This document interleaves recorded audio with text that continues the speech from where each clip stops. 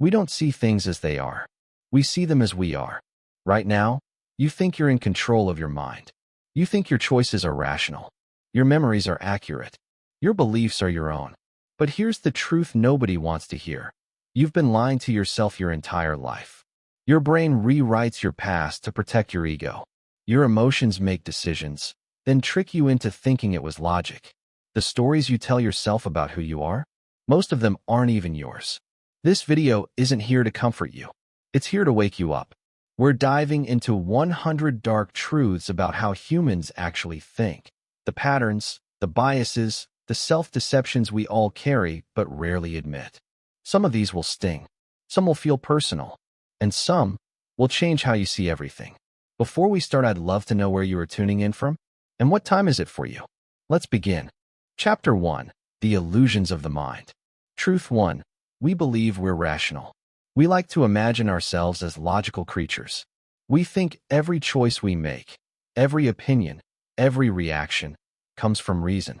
But underneath that illusion, emotion quietly holds the reins. Logic rarely leads the way. It follows behind, inventing explanations that make our feelings sound intelligent. Imagine someone buying a luxury car. They tell themselves it's a wise investment, reliable, long-lasting, practical. But deep down, they crave significance. The car isn't about efficiency. It's a signal, a gleaming badge that whispers, "I matter." Later, when they defend the purchase, they don't realize they're not explaining the decision. They're just justifying the emotion that made it.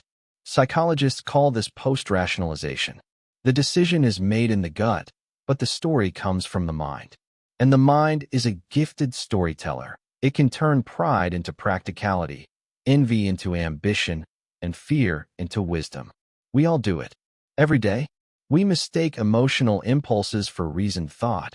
And because our explanations feel coherent, we assume they must be true. But coherence is not truth. It's just comfort dressed as clarity.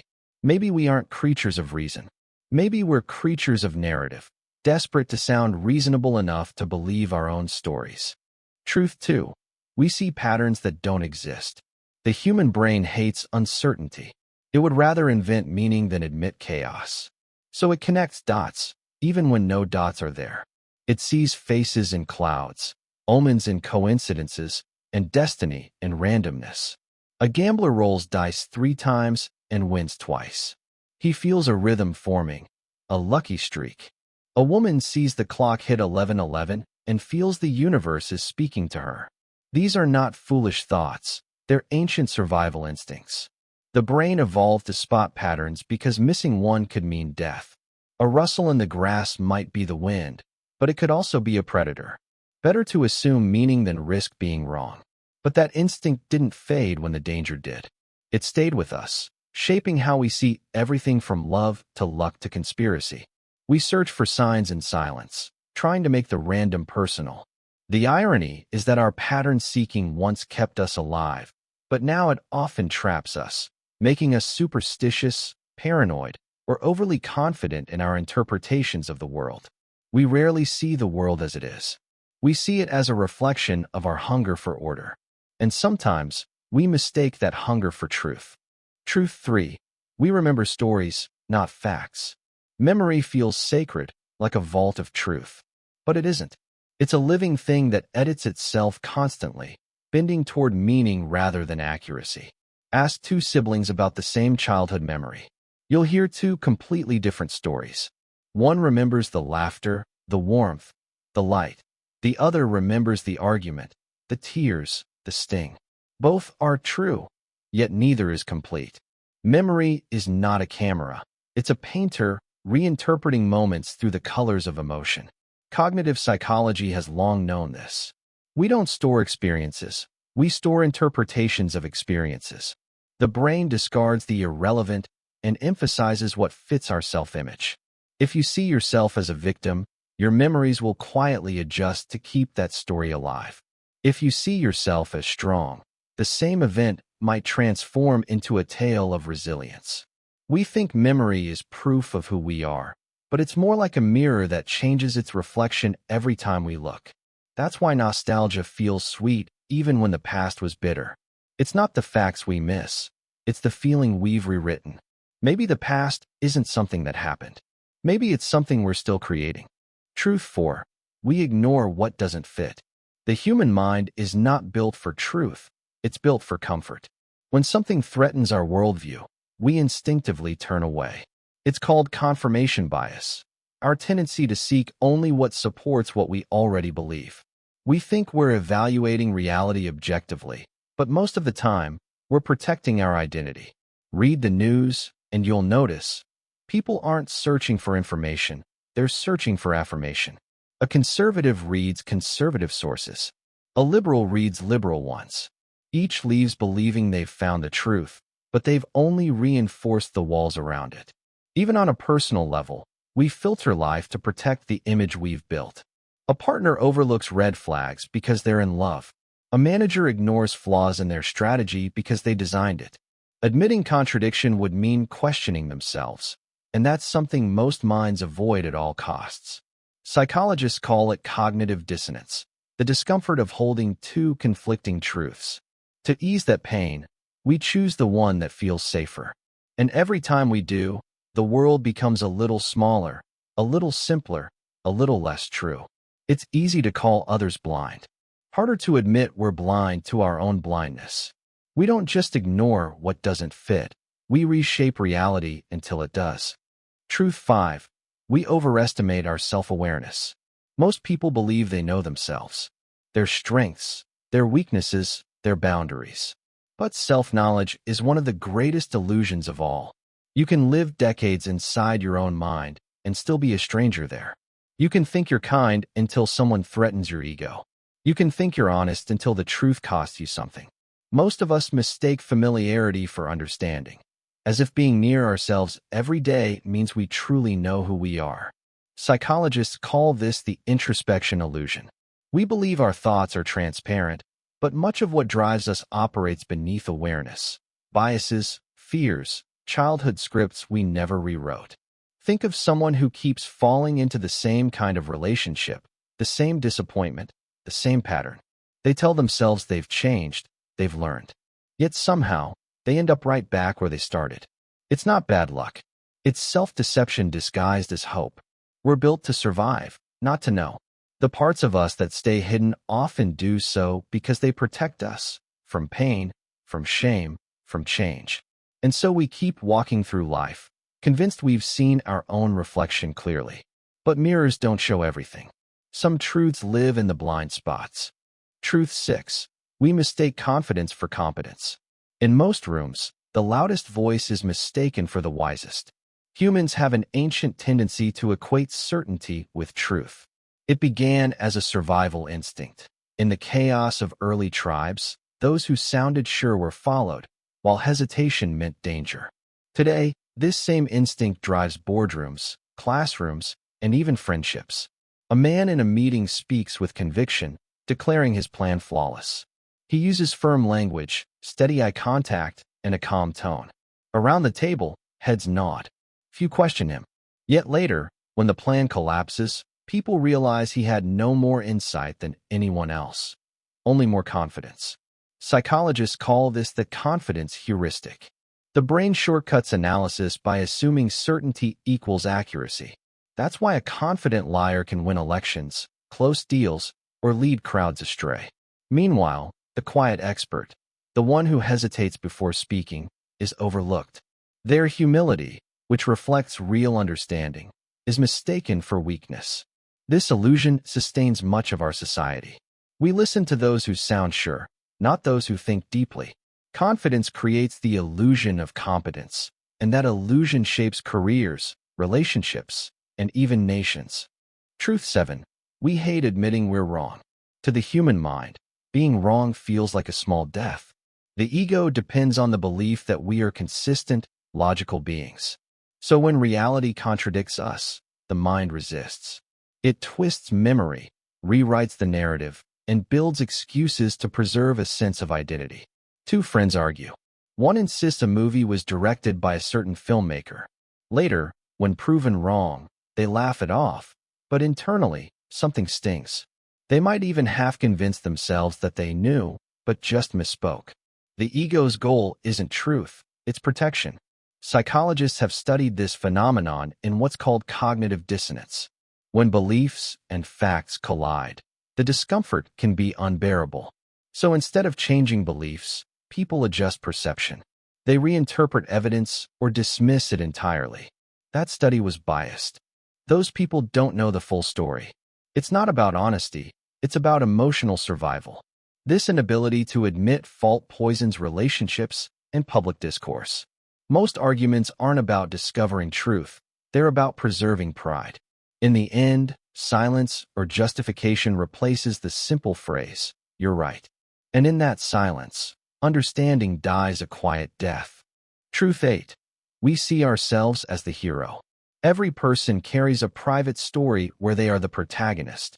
Even in cruelty, betrayal, or neglect, people justify their actions as necessary or righteous. The villain rarely thinks of themselves as evil. They believe they're doing what's right. History is filled with such self-made heroes. Dictators believe they're saving their nations. Betrayers think they're protecting themselves from injustice. In everyday life, someone who cheats a system claims, "Everyone does it." The narrative always bends to preserve the image of a good person. This self-deception isn't always malicious. It's the mind's way of maintaining coherence, a consistent identity that allows us to wake up and face the mirror. If you saw yourself as the villain, it would shatter your stability. So, your brain spins the story. I had no choice. They deserved it. I was just standing up for myself. In truth, we are both hero and villain. The same hands that build can destroy. The same heart that loves can also wound. But few ever admit it. It's easier to stay the hero in your own eyes, even if the story you're living is a lie. Truth 9. We don't know what we don't know. Ignorance is invisible from the inside. The less we understand something, the more confident we feel about it. Psychologists call this the Dunning-Kruger effect, the phenomenon where incompetence hides itself. It's not stupidity, it's blindness to the limits of one's own knowledge. Picture a beginner chess player. After winning a few games, he feels brilliant. He starts giving advice, mocking bad strategies. Yet to a grandmaster, his moves are painfully simple. The beginner can't see what he doesn't yet comprehend. The depth of the game is invisible to him. This illusion extends to all aspects of life. People speak with certainty about politics, medicine, or philosophy, fields they barely understand. They mistake familiarity for mastery, opinions for knowledge. The more they learn, the more they realize how much they've missed. But most never reach that point. They stop where confidence peaks, just before real understanding begins. The truth is humbling. Our ignorance is infinite. We live surrounded by mysteries too vast for certainty.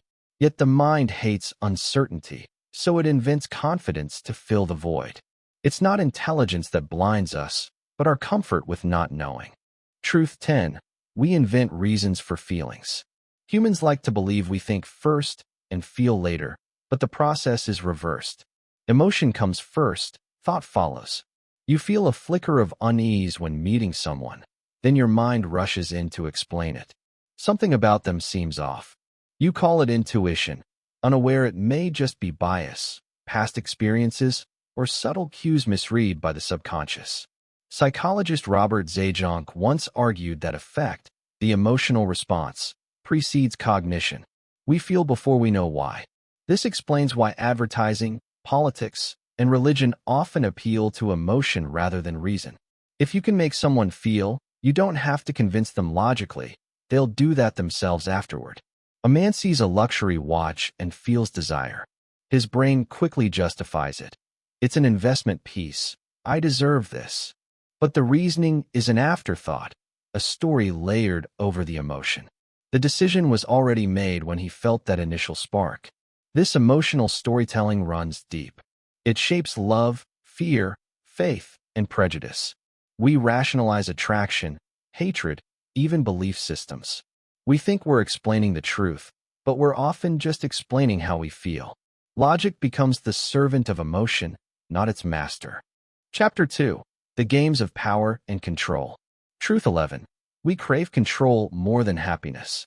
The human mind is addicted to control, not freedom, not joy, but the quiet comfort of predictability. Control gives structure to chaos. It's the illusion that life can be managed, that pain can be anticipated, that uncertainty can be tamed. People would rather live in misery they understand than surrender to a happiness they can't predict. A woman stays in a toxic relationship. She knows it hurts her. She knows she deserves better, yet she doesn't leave. Because at least she knows how this pain feels. She knows his moods, his tone, the rhythm of her own sadness. But stepping into the unknown, that terrifies her. She'd rather rule her familiar suffering than risk being helpless in joy. This is why people cling to routines that drain them, jobs that suffocate them, beliefs that limit them. Control gives them a script to follow, even when that script leads nowhere. The truth is simple but brutal. Happiness feels too uncertain, too fragile. Control feels safe, even if it's slowly destroying you. The mind doesn't chase peace. It chases patterns, and it calls those patterns security. Truth 12. We manipulate without realizing. Human interaction is never neutral. Every tone, pause, and gesture carries intention, even when we don't notice it. We think of manipulation as something sinister, deliberate, planned. But the truth is, we all do it, softly, unconsciously, constantly. A friend sighs at the right moment to make you feel guilty. A coworker compliments you before asking for a favor. A child pouts to avoid blame. These are not conscious strategies. They're instincts honed through years of social learning. From childhood, we discovered what expressions got us love, what silences brought sympathy, what words earned obedience. By adulthood, manipulation becomes second nature. Even kindness can be a form of control. A person helps another not out of pure altruism, but to feel powerful, needed, or morally superior. The gesture looks selfless, but beneath it lies a quiet transaction. The giver trades help for validation. We are constantly shaping each other's behavior through emotional currency. Approval, guilt, affection, withdrawal. It's not always evil. It's simply how humans survive in groups. But the tragedy is, in the process of trying to influence others, we lose honesty with ourselves. We start to believe our motives are pure, even when they're not. Truth 13. We dominate through guilt. Guilt is one of the oldest tools of control. It doesn't require force or authority, just the right words, the right silence, the right sigh. Unlike anger, guilt doesn't provoke rebellion. It paralyzes. It makes people obey, not out of fear, but out of shame. A parent says, "After everything I've done for you," and the child complies. A partner murmurs, "If you really loved me, you'd understand," and the argument ends. A leader says, "Good citizens don't question their country," and the crowd falls quiet. Guilt works because it attacks identity. It doesn't just say you did something wrong, it says you are wrong. And once that belief takes root, control is effortless. The guilty person becomes self-policing. They apologize too much. They anticipate disapproval before it arrives. They surrender, not to authority, but to the invisible voice inside them whispering, "You owe them." The darkest part is that guilt can wear the mask of morality. It looks like virtue, but it's often just a leash. A quiet way to make others kneel without ever raising your voice. Truth 14. We obey authority even when it's wrong. In 1961, psychologist Stanley Milgram conducted one of the most disturbing experiments in human history. Volunteers were told to administer electric shocks to another person whenever they answered a question incorrectly. The shocks weren't real, but the participants believed they were. As the voltage increased and the victim screamed, most subjects hesitated. But when the authority figure calmly said, "Please continue," they did. Over 60% went all the way to the maximum voltage, a level marked danger, severe shock. These were ordinary people, not soldiers, not sadists, just citizens who believed they were doing the right thing. The power of authority overrode empathy. The uniform, the clipboard, the calm tone, that was all it took to make good people do terrible things. The lesson is chilling. Morality collapses under command. Humans evolved in hierarchies, tribes, families, armies, where obedience ensured survival. That instinct still lives in us. We follow the confident, the uniformed, the titled, often without question. Every atrocity in history was made possible not by monsters, but by ordinary people obeying orders. And even now, in daily life, that instinct lingers. People stay silent in meetings, obey flawed systems, follow unjust rules, because defying authority feels more dangerous than being complicit in wrong.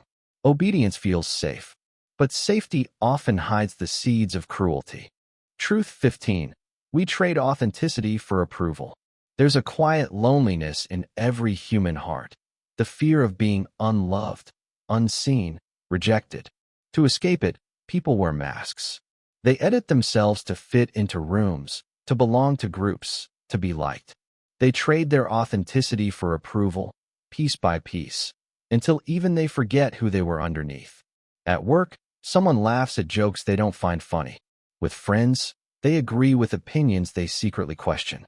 On social media, they post smiles that hide exhaustion. It's not lying, it's survival. Because rejection feels like death to the social brain. Psychologist Carl Rogers called this the false self, the version of us shaped by external expectations.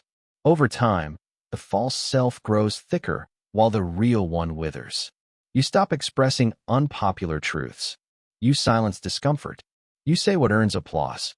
And soon, your identity becomes a performance so seamless you can't tell where the act ends. But there's a cost.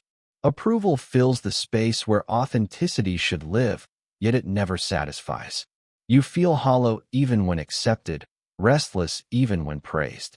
Because deep down, you know the affection isn't for you. It's for the version you built to please them. And one day, when silence falls and you're alone, you realize they never truly knew you. How could they? You never let them. Truth 16. We exploit the weak. Power is a strange mirror. It reveals who we are when no one is watching. The human mind bends easily when given control over others, especially without consequence. Even those who call themselves good are not immune. We like to believe morality is fixed, but it shifts under pressure, under opportunity, under the intoxicating taste of dominance. History repeats this truth endlessly.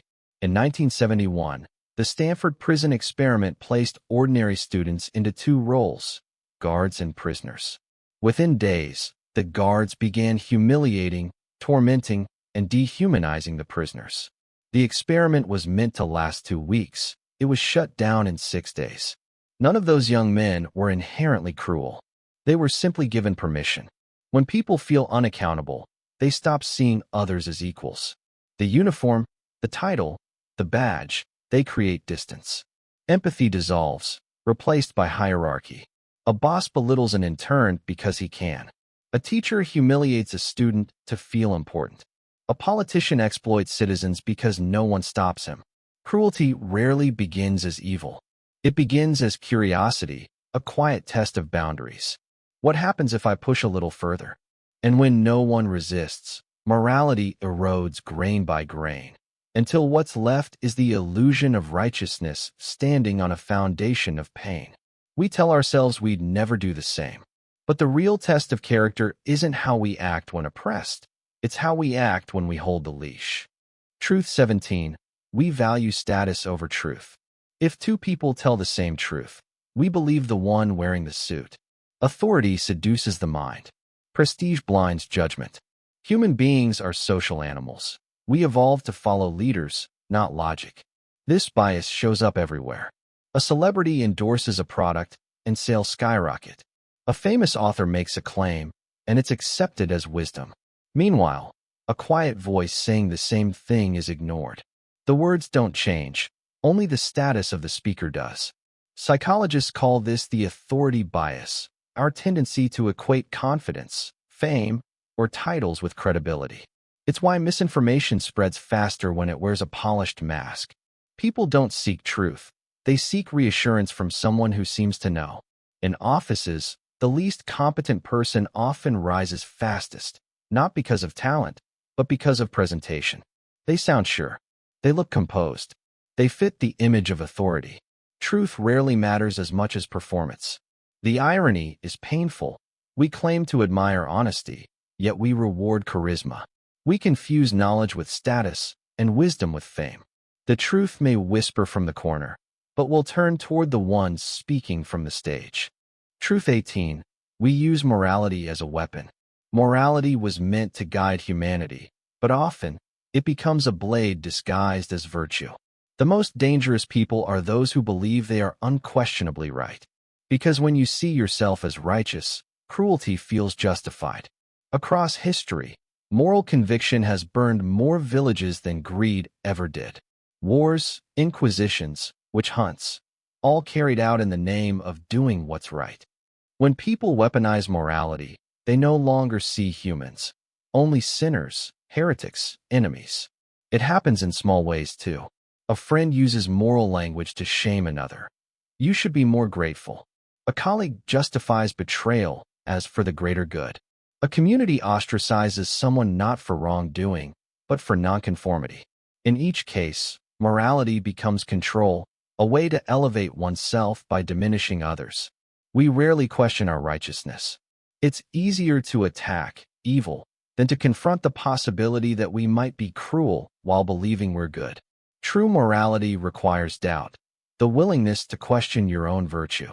Without it, justice becomes vengeance dressed in holy words. Truth 19. We want to win more than be fair. Reason doesn't guide most arguments, ego does. Beneath every heated debate lies the quiet desperation to win, to prove superiority, to feel intelligent and right. Humans crave validation more than truth, dominance more than understanding. Watch a political debate, a family argument, or even a fight between lovers. Both sides claim to seek truth, but neither listens. Each is crafting their next rebuttal while pretending to hear. The goal isn't harmony, it's victory. Psychologists call this motivated reasoning. We interpret evidence not to discover reality, but to defend identity. To lose an argument feels like death to the ego. It threatens the fragile illusion that we are the hero, the rational one, the good one. Even in relationships, people would rather be right than happy. A partner clings to a point long after realizing it hurts the other. Winning feels safer than apologizing, because admitting fault feels like surrender. Fairness demands humility, but humility feels like weakness, and weakness terrifies the human mind. So we cling to pride, even if it ruins peace. The truth loses not because it's wrong, but because it refuses to shout as loudly as ego. Truth 20. We fear powerlessness more than evil. Most cruelty doesn't come from malice, it comes from fear. The fear of being small, ignored, or helpless. People who feel powerless often overcorrect. They seek control, dominance, certainty, anything to escape the vulnerability they once knew. Every tyrant begins as someone who felt invisible. Every manipulator began as someone who once felt used. They promised themselves they'd never be weak again. And in chasing that promise, they became the very force they once feared. Even in ordinary life, this pattern repeats. A manager humiliates an employee because he once felt powerless under his own boss. A parent becomes controlling after being neglected as a child. Power feels like armor, so people wield it even when it cuts others. The truth is unsettling. Most evil is just fear wearing armor. The hunger for dominance is rarely about cruelty, it's about survival. People don't crave power for its own sake. They crave the safety it represents. But safety built on subjugation never lasts. It breeds resentment, rebellion, and cycles of retaliation. In trying to escape powerlessness, we recreate it, just from the other side of the chain. We like to imagine humanity as civilized, guided by empathy, reason, and morality. But beneath that thin layer of refinement lies a primal game. Power is its currency, control its language. We crave fairness, but choose advantage. We claim virtue, but pursue dominance. When the mask of civility slips, in war, in politics, in everyday hierarchies, we see the old instincts resurface. Dominate the weak, obey the strong, justify the harm. The games of power are not played by monsters. They're played by ordinary people who fear being powerless more than being cruel. And the most haunting part? We call it human nature, and then pretend it's something noble. Chapter 3. The Prison of Desire. Truth 21. We want what others want. Desire is not original. It spreads like a whisper, subtle, contagious, invisible. We rarely want things because we truly need them. We want them because someone else did first. Humans are mimetic creatures. We borrow our longings from the people we admire, envy, or compete with. Think of a crowded restaurant. One table orders a dish, and suddenly others follow. A product sells out, and desire multiplies. It's not because the object changed. It's because its perceived value grew through imitation. Philosopher René Girard called this mimetic desire. We don't just want objects. We want the identity attached to them. A young man sees his friend buy a new phone. He convinces himself he needs one too, not for features, but for belonging. A woman sees another woman admired for her beauty. She buys the same clothes, the same perfume, hoping admiration might follow. Desire rarely begins within us. It's borrowed, reshaped, and returned as our own. And so, people spend years chasing goals that were never truly theirs, careers chosen to impress, possessions bought to belong, lives built to be envied. We like to call it ambition. But most ambition is imitation in disguise. Truth 22. We confuse pleasure with fulfillment. Pleasure is a spark, intense, brief, bright. Fulfillment is a fire, steady, quiet, lasting. Yet we chase sparks, mistaking their flash for warmth. The human mind is wired for reward. Dopamine drives us toward the next hit of excitement, the next small win. But the high fades quickly, and we're left craving more. You scroll through your phone late at night. Another video, another notification, another laugh. Each one feels good for a second. But when you put the screen down, the silence feels heavier than before. That's not fulfillment. That's stimulation wearing a disguise. Pleasure demands repetition. Fulfillment requires reflection. Pleasure says, again. Fulfillment says, enough. But enough is a word our culture has forgotten. We've built economies, industries, and identities on the promise that more is better. More comfort, more likes, more status. Yet the pursuit of endless pleasure erodes meaning.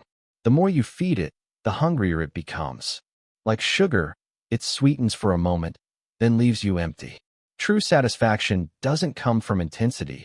It comes from depth, from doing what aligns with your values, not what distracts you from them. But in a world that glorifies stimulation, stillness feels unbearable. And so, the cycle continues, sparks without fire, pleasure without peace. Truth 23. We overvalue what's scarce. Scarcity seduces the human mind. When something seems rare, we assign it worth, often far beyond its true value. It's a survival instinct from a time when scarcity meant danger. Back then, what was rare was essential. Now, it's often just marketing. A company releases a limited edition product, and suddenly it becomes desirable. The same object, wrapped in the illusion of rarity, triggers urgency and greed. People wait in lines, bid at auctions, pay double, not for what the item is, but for what it represents, exclusivity. Social media exploits this too. Scarce attention becomes a currency. A person with millions of followers becomes valuable, even if their content offers nothing substantial. The illusion of scarcity, of limited access, fuels the desire to be part of the few. It's why we chase unavailable people, why we crave approval from those who withhold it. The less accessible something is, the more meaning we assign it. But often, scarcity doesn't reveal value, it manufactures it. We are easily hypnotized by the rare, blind to the abundant. We overlook quiet joys, loyal people, simple beauty, because they're always there. And we mistake rarity for worth, when in truth, most rare things are only rare because they were designed to be. Truth 24. We seek what validates us. Most people don't truly desire objects. They desire mirrors. The car, the house, the watch, the vacation photo. They're all reflections, proof that we exist and matter. We don't want things for what they are. We want them for what they say about us. That's why social media has such a grip on the human mind. It doesn't just show our lives. It becomes the stage where we measure our worth. The more others see, the more real we feel. A person spends hours curating an image of joy, success, or beauty, not because it's true, but because it validates the self they want to believe in. Even generosity can be validation. People donate, volunteer, or advocate publicly, sometimes out of compassion, but often to be seen as compassionate. We seek identity in how others perceive us. Validation is addictive because it replaces self-awareness. Instead of asking, "Am I happy?" we ask, "Do they think I'm happy?" Instead of "Do I love who I am?" we ask, "Do they love who I seem to be?" The tragedy is that validation never lasts. The moment applause fades, emptiness returns. External approval cannot fill internal doubt. You can polish your reflection endlessly, but mirrors don't hug back. Truth 25. We fear losing more than we love gaining. The human brain is not built for risk, it's built for survival. Psychologists call it loss aversion. The pain of losing something is twice as powerful as the pleasure of gaining it. This is why people cling to bad jobs, toxic relationships, and outdated beliefs, because the fear of loss feels more unbearable than the possibility of something better. Imagine someone holding onto an investment that's failing. They refuse to sell, telling themselves it'll recover, because selling would make the loss real. Or a person trapped in a loveless marriage. They stay, not for love, but because leaving would mean admitting that years were wasted. Loss feels like death to the ego. It confronts us with impermanence, with the truth that nothing truly belongs to us. So we hoard, we cling, we grasp at what's slipping away, mistaking possession for peace. But every act of clinging breeds suffering. The tighter we hold, the more fragile we become. Because deep down, we know, everything we have, we will one day lose. People, comfort, youth, even ourselves. And yet, this awareness could be freeing. If we could accept loss as natural, not tragic, we might finally stop living in fear. But most of us don't. We choose the familiar prison over the open sky, just to feel safe for one more day. Truth 26. We chase comfort until it kills us. Comfort is seductive. It whispers, "You're safe here. Stay a little longer." And we listen, because comfort feels like peace. But over time, it turns into poison. Growth cannot survive where nothing challenges it. Muscles don't strengthen without resistance. Minds don't expand without discomfort. We spend our lives building cocoons, soft routines, predictable habits, constant entertainment, all designed to keep discomfort away. Yet the more comfortable we become, the weaker we grow. The mind begins to rot in the absence of challenge. The body grows sluggish, the will grows dull, and slowly, comfort kills the fire that once made life meaningful. It's easy to confuse comfort with happiness. Comfort says, "You're okay as you are." Growth says, "You could be more." The first soothes you, the second stings. That sting, that small ache of effort, of discipline, of struggle, is where life secretly hides its rewards. Think of every breakthrough you've ever had. It came after a stretch of pain, the hard decision, the failed attempt, the lonely night, the long wait. We only evolve through friction. The moment everything becomes easy, we begin to die, not physically, but spiritually. The tragedy is that modern life worships comfort. Instant delivery, endless entertainment, climate-controlled rooms. A world built to protect us from even the smallest inconvenience. And yet depression, anxiety, and emptiness have never been higher. Because comfort doesn't make life better, it makes it hollow. Growth only happens when something hurts a little. Pain is not the enemy, stagnation is. The discomfort you avoid today is the strength you'll lack tomorrow. Truth 27. We adapt too fast to happiness. There's a cruel trick hidden in the human mind. It's called the hedonic treadmill. No matter how high you rise, how much you gain, or how happy you feel, your brain eventually resets to baseline. Joy fades as soon as it becomes familiar. A man dreams of buying his first car. When he finally does, he feels unstoppable for a week. Then the excitement dulls, replaced by new desires. Maybe a better car, a bigger house, a higher income. The cycle repeats endlessly, and he never notices that he's running in place. We adapt too fast to happiness because the brain evolved for survival, not satisfaction. It's wired to notice problems, not blessings. To keep scanning for what's missing, not what's present. That's why gratitude feels unnatural. It goes against millions of years of conditioning. But the cost is exhaustion. People keep upgrading their lives, new phones, vacations, relationships, yet feel the same inside. They're not chasing happiness. They're chasing the feeling of newness. Because the moment something becomes ordinary, it loses its thrill. You see this everywhere, in luxury, in love, in success. What once felt magical becomes routine. That's why even the richest and most admired people often feel restless. They've run out of mountains to climb, but their brain still demands motion. The solution isn't to stop pursuing joy. It's to stop expecting joy to last. Happiness was never meant to be permanent. It's a visitor, not a resident. Learn to welcome it when it comes, and let it go when it leaves. Lasting peace isn't built from constant highs. It's built from steady contentment. The real art of living isn't chasing more. It's learning to appreciate enough. Truth 28. We desire what's forbidden. The moment something becomes off limits, it gains power. That's the paradox of human desire. Prohibition fuels obsession. What we can't have suddenly feels essential. This instinct runs deep. As children, we were told not to touch the hot stove, not to sneak a cookie, not to look behind the curtain, and every no planted a seed of fascination. We carried that pattern into adulthood. The forbidden fruit still tastes sweetest. Tell someone they can't have something, and they'll want it more. A banned book becomes a bestseller. A forbidden relationship turns into passion. A closed door becomes irresistible. It's not always the thing we crave. It's the thrill of defiance, the illusion of freedom in wanting what's denied.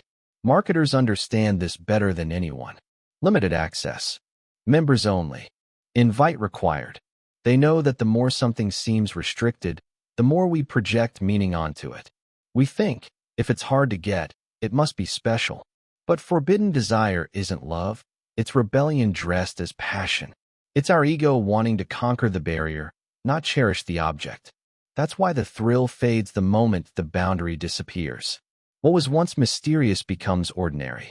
The mind turns its obsession elsewhere, always searching for the next forbidden thing.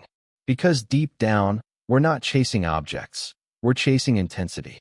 And the forbidden gives us exactly that, the illusion of depth in the absence of meaning. Freedom isn't doing what's forbidden. It's no longer needing to. Truth 29. We want to be chosen. From the moment we're born, we crave one thing more than anything else, to be chosen. As children, we wait for someone to pick us for the game, for the role, for the team. As adults, that same hunger persists. We just disguise it under different names. We want to be chosen by employers, by lovers, by friends, by the world itself. Because being chosen feels like proof that we matter. It tells us we're seen, valued, wanted. That's why rejection cuts so deep. It's not just disappointment, it's existential pain. It taps into the oldest fear in the human psyche. What if I'm not enough? Every no reopens that wound. Even when logic says it shouldn't hurt, emotion says otherwise. We rarely admit it, but much of what we do is a performance to be picked. We tailor our image, adjust our voice, bend our boundaries, all to be chosen by someone or something. But in doing so, we lose the one choice that matters most, choosing ourselves. When your worth depends on being selected, you live as a candidate, not a person. You hand others the power to define your value. And no matter how many times you're chosen, it never feels permanent. Because the fear always whispers, what if they change their mind? The truth is, real peace begins when you stop begging for selection. When you realize that being chosen is flattering, but choosing yourself is liberating. The world can reject you 1,000 times, but the one time you decide to stand by yourself, that's when you finally stop auditioning for love. Truth 30. We mistake attention for love. Attention feels like warmth. Someone notices you, texts you, praises you, and for a moment, it feels like love. But attention is fleeting. It's love's shadow, not its substance. In a world built on screens, attention has become the new currency. Likes, views, followers, they mimic affection. Each notification feels like someone reaching out. But most of the time, it's not care, it's curiosity. It's momentary interest, not emotional investment. That's why people feel so lonely despite being constantly connected. We're surrounded by eyes, but starved of hearts. We've mistaken being seen for being understood and being noticed for being loved. True love is quiet. It doesn't demand constant validation. It stays when no one's watching, when you're unfiltered, unpolished, uninteresting. But attention thrives only on novelty. The moment you stop shining, it moves on. This confusion has corrupted how we form relationships. Many seek partners who give attention, not connection. They chase chemistry instead of compatibility. And when the spark fades, as it always does, they feel unloved, not realizing they were never loved to begin with. Attention is a spotlight. Love is a home. The first flatters you. The second accepts you. The first fades when the crowd leaves. The second stays when the lights go out. The tragedy of our time is that we keep searching for love in the places designed to sell attention. But love isn't found there. It's built slowly, in silence, through patience and presence, two things the modern world has forgotten. We live in an age where comfort is worshipped, happiness fades quickly, the forbidden fascinates us, rejection terrifies us, and attention masquerades as love. Every desire is a mirror, showing us not what we want, but what we fear losing. We crave comfort because pain reminds us of fragility. We crave novelty because happiness slips away. We crave the forbidden because limits expose our hunger. We crave being chosen because we fear invisibility. And we crave attention because we've forgotten how to sit alone.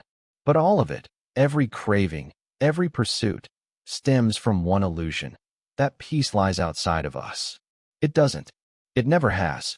The mind will always chase what it believes will complete it. But the truth is quieter. It says, you were never incomplete to begin with. Chapter 4. The Masks We Wear. Truth 31. We pretend to be normal. Everyone performs sanity to fit in. We wear a calm expression, speak politely, nod at the right times, and call it normalcy. But behind closed doors, even the calmest person wrestles with storms no one else can see. We pretend because society demands it. The world has little tolerance for chaos, so we bury ours. We laugh when we don't feel like laughing. We say, I'm fine, even when something inside us is breaking. Every public smile hides a private ache. But normal is just a performance, a shared illusion that keeps the machinery of civilization running. Every person you meet is carrying invisible weight, regrets, anxieties, doubts, memories they can't escape. Yet no one talks about it, because admitting it would mean stepping outside the script. Pretending to be normal is a survival skill. It keeps you accepted, but it also keeps you unseen. The irony is that everyone feels different, and everyone hides that difference for fear of not belonging, which means everyone ends up pretending to be like everyone else. We've built a society where authenticity feels unsafe, where silence is easier than honesty. But beneath the masks, beneath the small talk and social polish, everyone is quietly asking the same question. Does anyone see the real me? Truth 32. We edit ourselves for acceptance. People reveal only what won't threaten belonging. Every conversation, every post, every gesture passes through a silent filter. Will this make me liked or rejected? That's why authenticity is so rare, it risks exile. Being your true self might mean being misunderstood, mocked, or abandoned. So most people choose safety over sincerity. They become editors of their own identity, cutting away the parts that might cause discomfort. You can see it everywhere. The colleague who hides their beliefs, the friend who laughs at jokes they don't find funny, the person who smiles through discomfort just to keep peace. They're all editing themselves for approval. And the more they do it, the less they recognize the unedited version. Belonging is a primal need. Our ancestors survived in groups. Exile meant death. That instinct still drives us. So we camouflage our edges, our strangeness, our real opinions to blend in with the tribe. But belonging bought through performance is loneliness disguised as connection. Because if people only accept the version you show them, the real you remains unseen. And nothing is lonelier than being loved for who you pretend to be. Truth 33. We hide weakness to survive. From the beginning, evolution favored those who hid their wounds. The weak were prey. Vulnerability meant danger. So we learned to conceal it, to smile when we're hurt, to act confident when we're terrified. That ancient instinct still rules modern life. In workplaces, relationships, even friendships, weakness feels unsafe. We fear pity, judgment, exploitation. So we armor ourselves with laughter, sarcasm, or silence. We say, "I'm good," even when we're drowning. It's a strange paradox. Everyone wants connection, but connection requires honesty, and honesty requires vulnerability. Yet we hide the very thing that could make us feel less alone. Look closely, and you'll see it everywhere. The man who never cries because he was told strength means silence. The woman who never asks for help because she fears being a burden. The friend who jokes about their pain because it's the only way they can express it without shame. We live in a culture that worships confidence and shames fragility. But what's real strength? Pretending you're invincible, or standing there, open and afraid, but still honest about it? We smile through pain to appear strong. But maybe true strength isn't the mask we wear, it's the courage to take it off. Truth 34. We become what others expect. Human identity is not solid, it's fluid, shaped by reflection. We see ourselves through other people's eyes. Compliments, criticisms, labels, they sculpt who we think we are. This is the quiet tyranny of perception. The more others define you, the more you become their definition. It's called the self-fulfilling prophecy. Treat someone like they're unreliable long enough, and they begin to doubt themselves. Call a child trouble, and they'll start living up to it. People mold their behavior to match how others see them. If you're treated like a failure, you begin to act like one. If you're treated like a leader, you start leading. The mirror we look into is not made of glass. It's made of opinions. It's why environments matter so deeply. A single person who believes in you can change your trajectory because they offer a reflection of potential instead of limitation. Likewise, being surrounded by those who doubt you can shrink your soul until it fits their image of you. Most people never realize how much of their personality is a performance created by others' expectations. They live not as who they are, but as who they're allowed to be. You can't fully find yourself in the presence of those who only see a version of you. Sometimes, to meet your real self, you must step away from every mirror that's been handed to you. Truth 35. We judge others to feel safe. Judgment is armor for the ego. When we criticize others, we create distance between their flaws and our own. It's a quiet defense mechanism, tearing others down so we can stay upright ourselves. You see someone make a mistake, and a voice inside whispers, "I would never do that." That's not truth. That's fear speaking. Because if you can convince yourself that you're different, you don't have to confront the parts of you that might be similar. Criticism is rarely about the target. It's about the critic's need to feel secure. Every judgment hides a comparison, a way to measure worth. We judge people who are freer because their freedom reminds us of our own restraint. We judge those who fail because their failure reminds us of our own fragility. Social media thrives on this instinct. Every scroll invites silent comparison. Every opinion becomes a weapon. Judgment becomes performance, a way to declare, "I'm on the right side." But beneath it all lies insecurity, a fragile self trying to stay intact in a world that constantly threatens it. We tell ourselves that judgment is moral clarity. But most of the time, it's self-protection. We create villains to avoid seeing our own shadows. True confidence doesn't need to compare. It doesn't need to shrink others to feel tall. The day you stop judging is the day you stop fearing that you might be judged the same way. Truth 36. We lie more than we admit.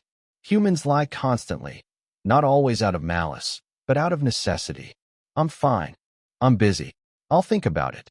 These are the soft, quiet lies that grease the machinery of daily life. They keep things running smoothly, protecting feelings, relationships, and appearances. We like to believe we're honest creatures, but honesty is selective. We tell the truth when it's convenient, when it costs nothing, when it makes us look good. But when truth threatens comfort or reputation, we reach for gentler words, half-truths, or silence. Psychologists call them prosocial lies, lies told to preserve harmony. You compliment a bad meal to avoid awkwardness. You reassure a friend even when you doubt them. You tell a partner it's okay when it's not, because confrontation feels heavier than deception.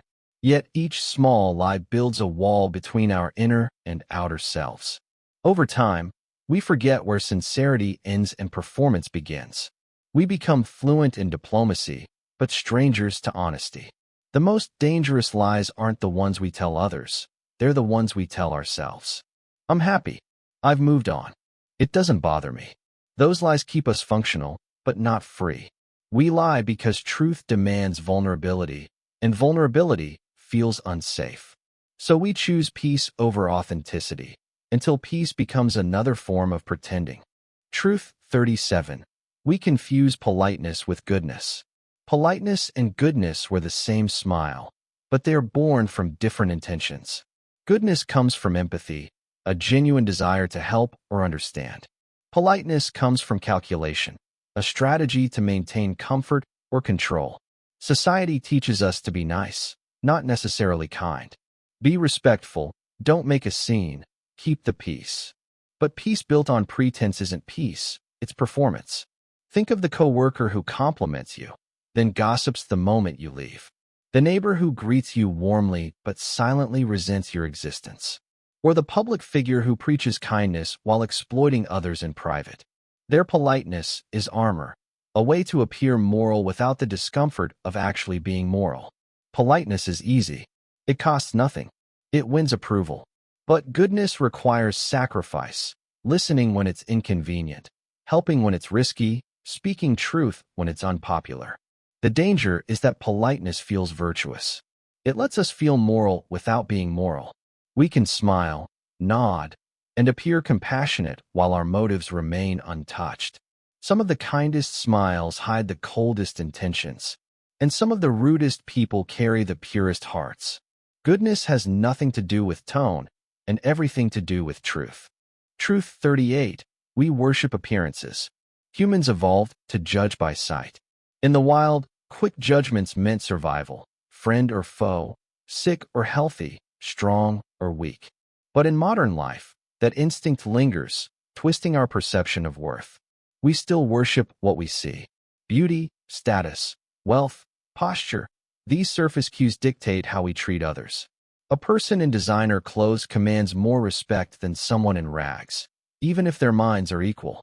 We're drawn to symmetry, to polish, to presentation. We don't just admire it, we equate it with virtue. Even when we know better, first impressions rule. Psychologists call this the halo effect, when physical attractiveness or confidence makes us assume goodness. A beautiful person is seen as kinder, smarter, more trustworthy. An attractive liar gets believed faster than an awkward truth-teller. Entire industries thrive on this bias. Fashion, cosmetics, marketing. We buy products not to survive, but to be perceived differently. We curate our online selves, editing reality into something worth desiring. The tragedy is that appearance becomes identity. We spend so much time managing how we're seen that we forget to ask who we are. We decorate the mask until we mistake it for the face. No matter how rational we think we are, the eyes still rule the heart. We don't love truth. We love the version of truth that looks good. Truth 39. We perform virtue for praise. Humans crave validation, even in goodness.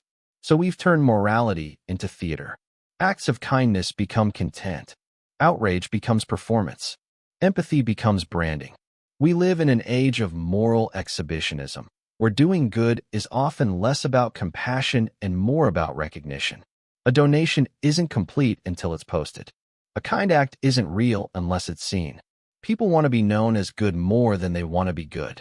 Psychologists call it virtue signaling, the public display of moral values for social approval. It's not always malicious. Sometimes it's unconscious. We're social animals, wired to seek belonging. But over time, the performance replaces the purpose. You see it online. People publicly condemning others to prove their moral superiority, activists tearing down fellow activists to look pure, influencers preaching empathy while exploiting attention. The irony is suffocating. Real virtue happens in silence, when no one is watching, when there's no applause to earn. But silence earns nothing in the modern world. Visibility has become morality. The louder the compassion, the more believable it seems. We've turned ethics into entertainment and forgotten that the truest goodness makes no sound at all. Truth 40. We forget who we are beneath it all. Beneath the lies, the politeness, the masks, the performance, there's someone real. But most people never meet that person. They live their entire lives as a reflection of what others expect, what society rewards, what comfort allows. Identity becomes a collage, fragments of influence, imitation, and memory. We're shaped by parents, peers, screens, algorithms, every voice except our own. The result is a person who looks complete from the outside, but feels hollow inside. You can feel it in quiet moments, that faint sense of distance from yourself. The feeling that you've become an actor in a story you didn't write. That's the cost of adaptation. Every mask worn for too long fuses to the skin. Every lie told to survive becomes part of who you are. We say we're lost, but maybe we were never found. Because finding yourself isn't about discovery. It's about remembering what was buried before the world told you who to be. It's a painful process, stripping away the layers. When you start removing them, the niceness, the performance, the control, you realize how much of your identity was built for survival, not truth. Most people never reach that point. They stay loyal to their masks, mistaking comfort for peace, approval for love, attention for worth. But for the few who do peel it all away, what remains is frightening and beautiful, a raw self, unpolished but real. To meet that self is to stand naked before your own reflection, seeing not who you've been pretending to be, but who you've quietly been all along. We lie, we flatter, we judge, we perform, and we forget. That's the rhythm of human existence. An endless loop of illusion and self-protection. Not because we're evil, but because we're afraid. Afraid of rejection. Afraid of insignificance. Afraid of being seen and not loved. So we build masks that help us survive. They make the world smoother, interactions safer, existence more tolerable. But the longer we wear them, the more they replace the person underneath. The lies keep the peace. The politeness keeps us liked. The appearance keeps us admired. The performance keeps us relevant. But peace without honesty isn't peace. Likeness without truth isn't connection. Admiration without understanding isn't love. We forget that beneath every role, there's still a human, fragile, uncertain, and real. The tragedy of life isn't that we wear masks. It's that we forget to ever take them off. Chapter 5. The Shadows of Morality. Human beings love to think of themselves as good. But good is rarely pure. It's a fragile disguise stretched over something far more complicated. Every saint carries a shadow. Every monster believes they're righteous. And morality, at its core, is often less about truth and more about justification. Truth 41. We justify our own evil. No one wakes up thinking, I'm the villain. Even history's darkest figures saw themselves as saviors.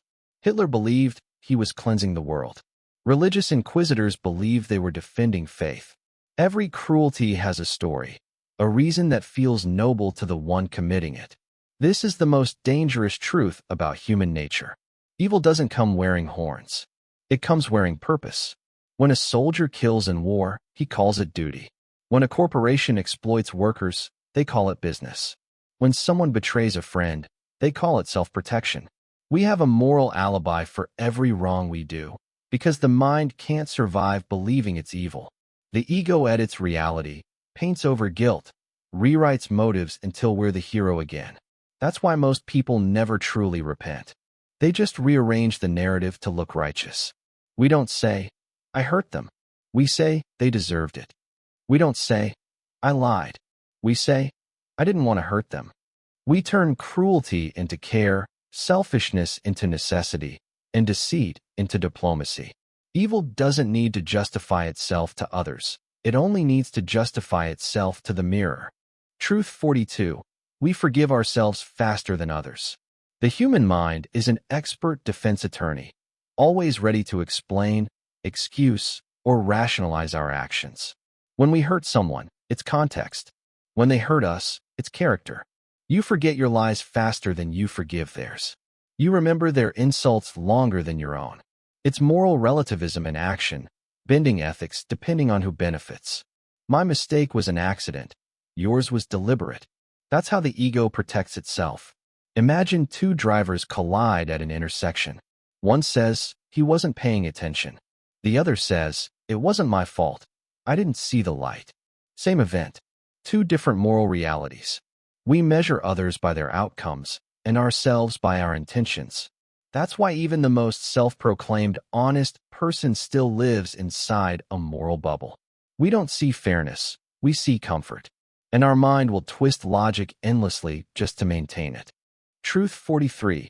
We enjoy punishment when it's deserved. There's a dark pleasure in seeing someone get what they deserve. That viral clip of a thief being caught. That scandal where the liar is finally exposed. We tell ourselves it's justice, but it's often just entertainment. Justice, in theory, is about balance. But in practice, it's about satisfaction. It feels good to see moral order restored, not because it's right, but because it suits our resentment. Even children show it. When one child breaks a rule, others instinctively demand punishment. They're not seeking fairness. They're seeking the feeling of fairness. As adults, that instinct evolves. We hide it behind sophisticated words, accountability, consequences, karma. But the thrill remains. The rush when the arrogant fail. The quiet smile when the liar is caught. The satisfaction when someone finally pays. It's moral schadenfreude, joy at another's deserved suffering. And it reveals how much of our morality is emotional, not rational. We think justice is about order, but often it's about vengeance dressed in robes. Truth 44. We mistake revenge for justice. When someone hurts us, we don't want equality. We want balance restored in our favor. That's why revenge always feels righteous. It's why entire wars have been fought not for freedom, but for pride. You tell yourself it's about principle, but deep down, it's about pain.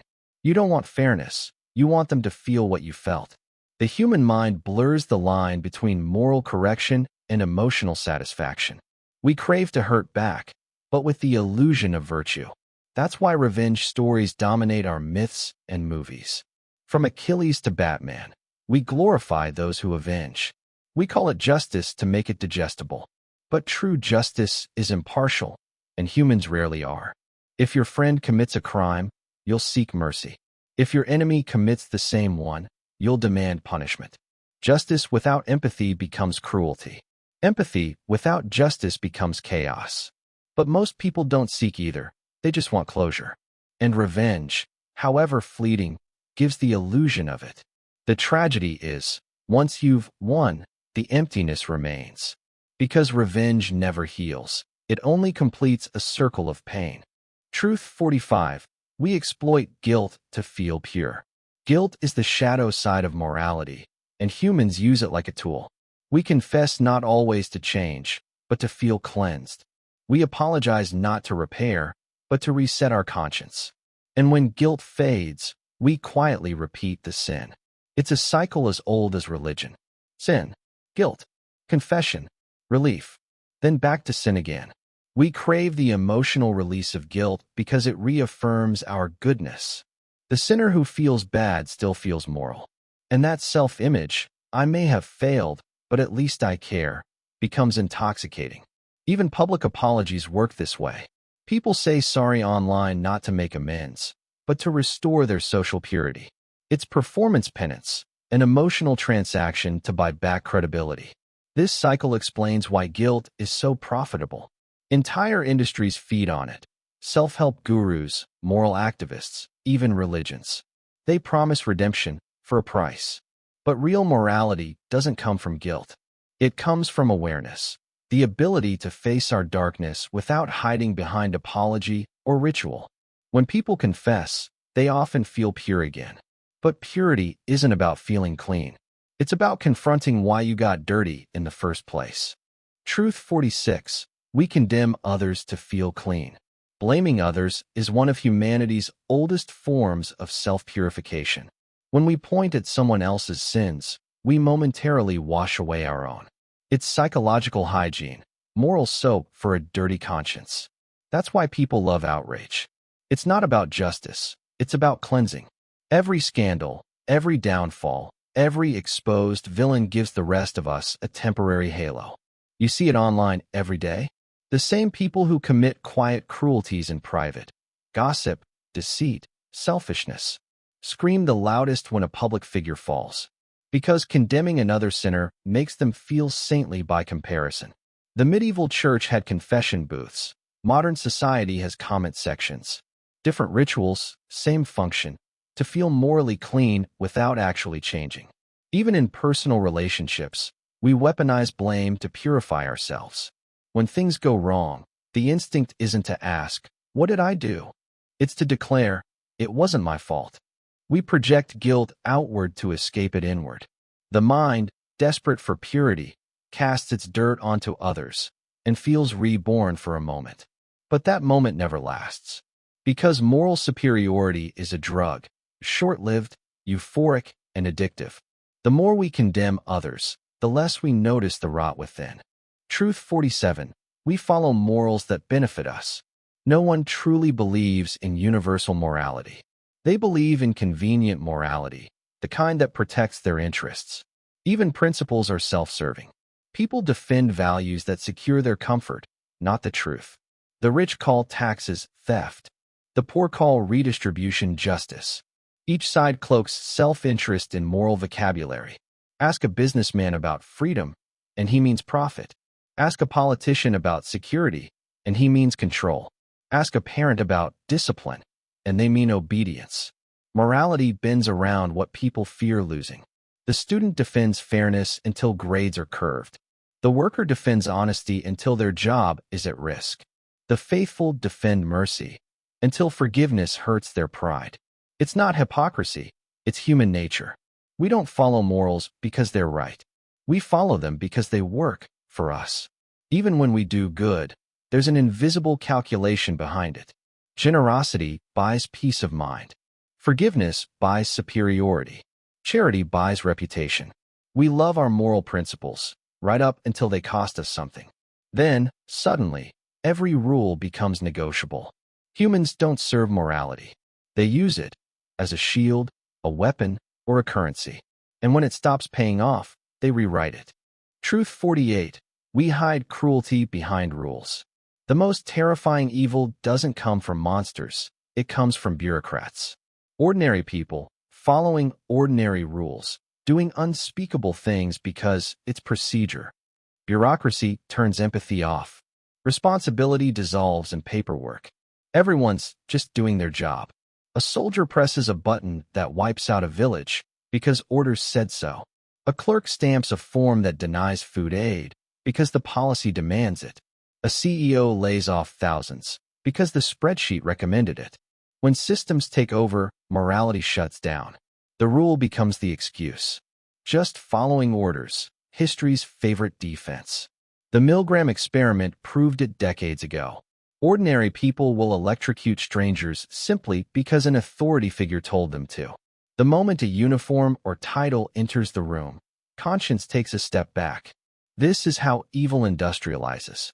No one feels guilty because no one feels responsible.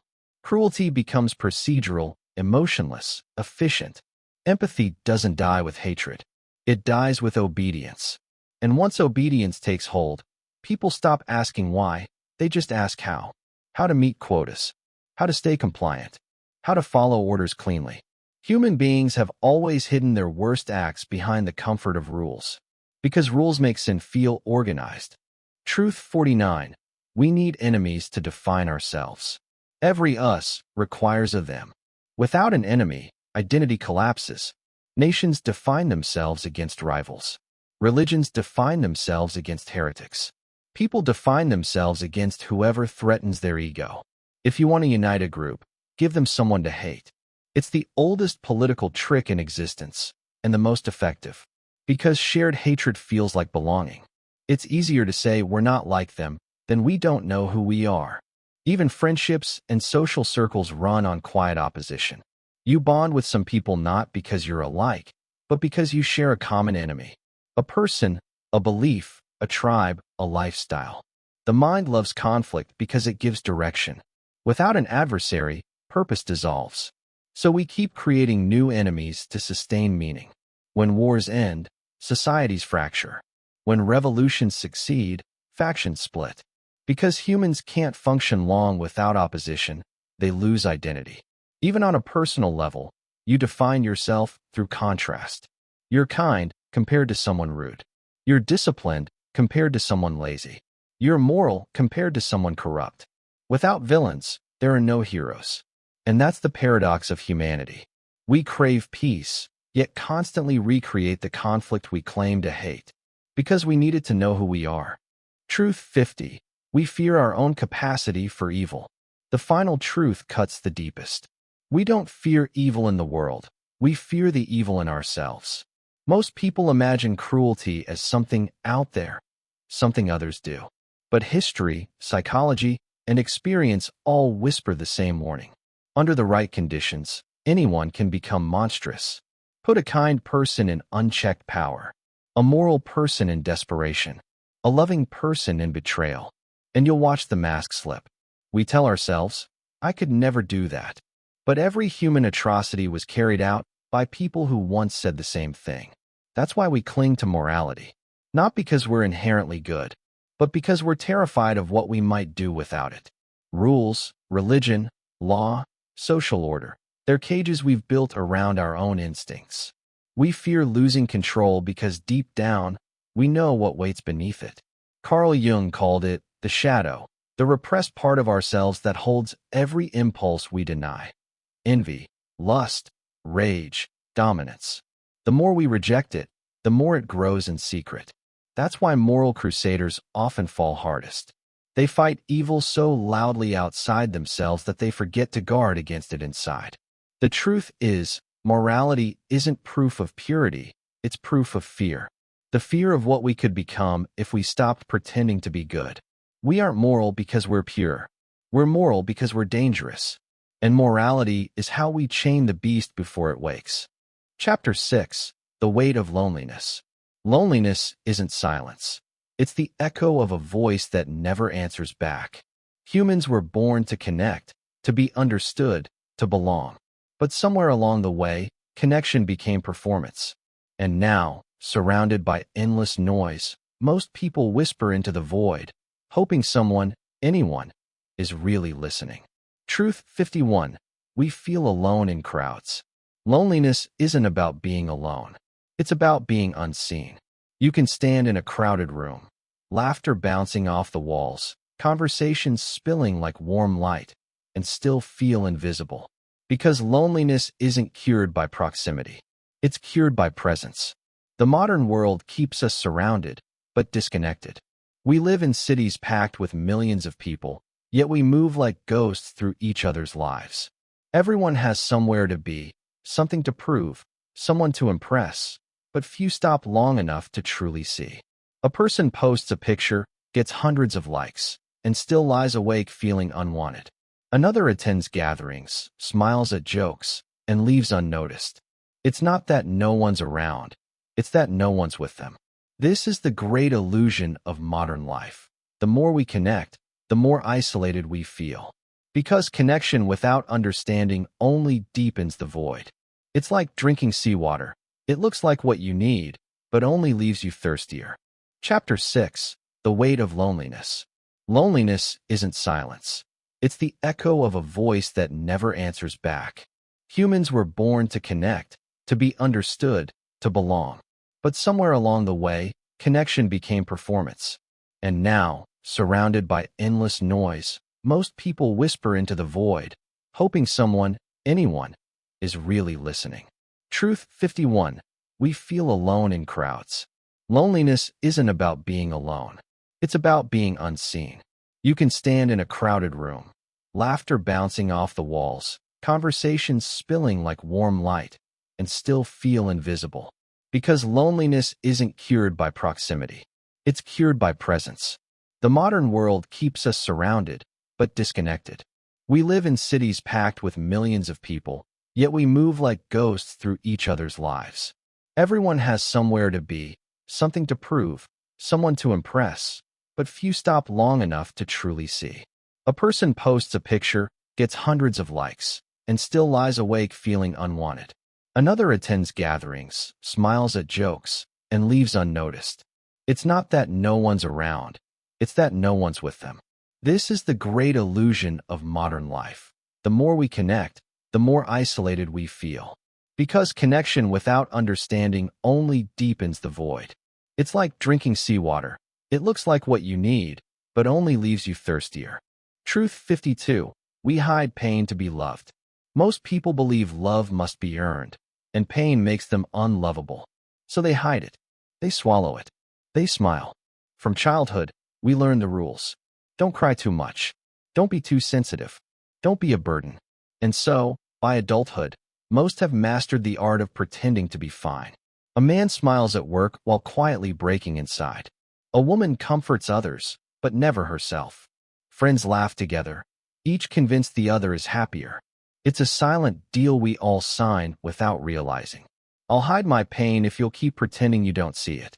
But love built on performance isn't love, it's approval. And approval evaporates the moment the act slips. Real love doesn't require constant composure. It's not about being easy to love, it's about being real enough to be known. Yet, most people fear that if someone saw their true sadness, their insecurities, their shame, they'd turn away. So they bury their struggles deeper, polishing the mask a little more each day. And that's why so many people feel lonely even in love. Because the version of them that's loved isn't who they really are. Truth 53. We confuse connection with contact. The modern world has mastered the illusion of closeness. We send messages, tap hearts, and scroll through lives, but we rarely touch souls anymore. Technology made communication infinite, but intimacy scarce. Every notification feels like someone reaching out, but most are just echoes of habit, not care. We're in constant contact, yet starved for connection. We talk more, but say less. We share more, but reveal less. We're accessible, but unavailable. A person can text all day and still go to bed feeling invisible. Because contact scratches the surface, connection pierces it. It's the difference between hearing noise and being heard. We've replaced genuine presence with digital presence. Reactions, replies, attention spans measured in seconds. It feels like being seen, but it's only being noticed. The danger is, we forget what real connection feels like. The weight of someone's silence, the warmth in shared stillness, the comfort of being understood without explanation. As our devices evolve, our empathy decays. We no longer sit with people, we scroll beside them. We no longer listen to pauses, we fill them. We no longer meet eyes, we meet screens. And the saddest part? Many will live their entire lives surrounded by signals, yet die untouched by real understanding. Truth 54. We fear vulnerability more than loneliness. Opening up feels dangerous. To show someone your scars is to hand them the weapon that caused them. So we protect ourselves by closing up, smiling, pretending we're fine. We call it strength, but it's fear in disguise. Humans crave closeness, yet avoid the only path that leads to it, vulnerability. Because vulnerability means loss of control. It means being judged, misunderstood, abandoned. We'd rather endure loneliness than risk exposure. It's safer to suffer privately than to let someone see the chaos inside. A man says he's busy when he's really scared to be seen. A woman says she's independent when she's really afraid of needing anyone. People call it freedom, but it's isolation in disguise. The paradox is cruel. The walls we build to stay safe become the prisons that keep us lonely. True connection demands risk, the risk of being hurt, rejected, or ignored. But it's the only way to be known. Most people never take that risk. They choose safety over intimacy, control over closeness. And in doing so, they slowly disappear behind their own walls. They tell themselves they're strong, but strength without softness is just armor. And armor may protect you, but it also ensures no one ever truly touches you. Truth 55. We replace people with distractions. When the silence becomes too heavy, humans reach for substitutes. Phones, food, entertainment, endless noise to drown out the ache of being unseen. It's easier to scroll than to sit with emptiness. Easier to binge shows than confront your own thoughts. Easier to chase dopamine than face the hollow that craves meaning. We call it relaxation, but it's escape. Every notification, every video, every purchase is a tiny sedative for the soul. It keeps the loneliness quiet, but never cures it. Because distractions can fill time, not hearts. They can occupy your hands, but not your mind. They can make you forget, but not feel. This is why so many feel restless even when entertained. They're not bored, they're disconnected. They've replaced real human warmth with the cold glow of a screen. You can be in constant stimulation and still feel emotionally starved. Because what the heart needs can't be streamed or delivered. And the tragedy is that the more we rely on these distractions, the weaker our ability to connect becomes. We forget how to listen, how to sit in silence with another person, how to be still long enough for something real to emerge. So we keep moving, scrolling, buying, anything but feeling. Because to feel means to face what we've been avoiding. That all the noise in the world can't replace a single genuine moment of being understood. Truth 56. We long for what's gone. Nostalgia isn't just memory, it's emotional time travel. We don't remember events. We remember how they made us feel.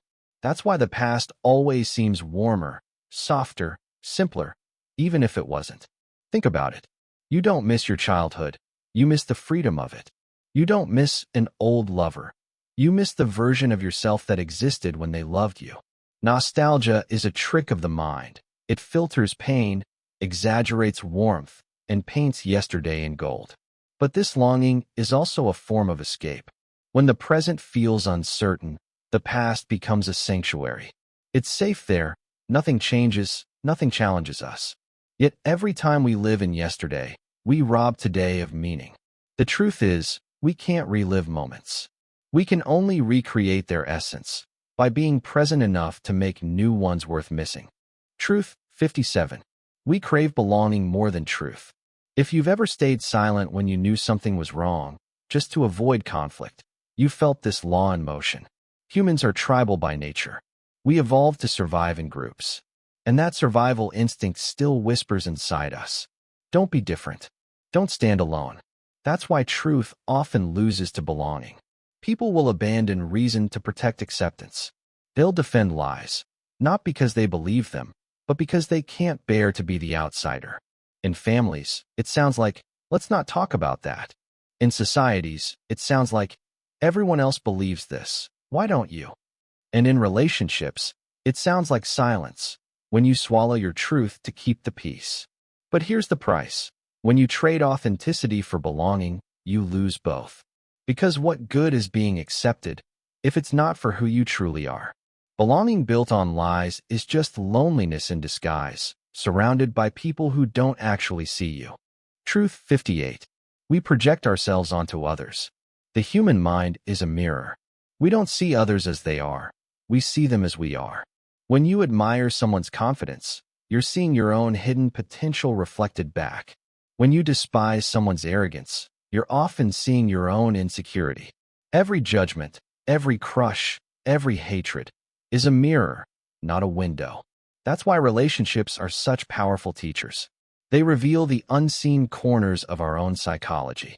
But most people never realize this. They blame others instead. They say, he made me angry, or she made me feel worthless. When in reality, those feelings already lived inside them. The other person just lit the fuse. Projection is how we unconsciously outsource self-awareness.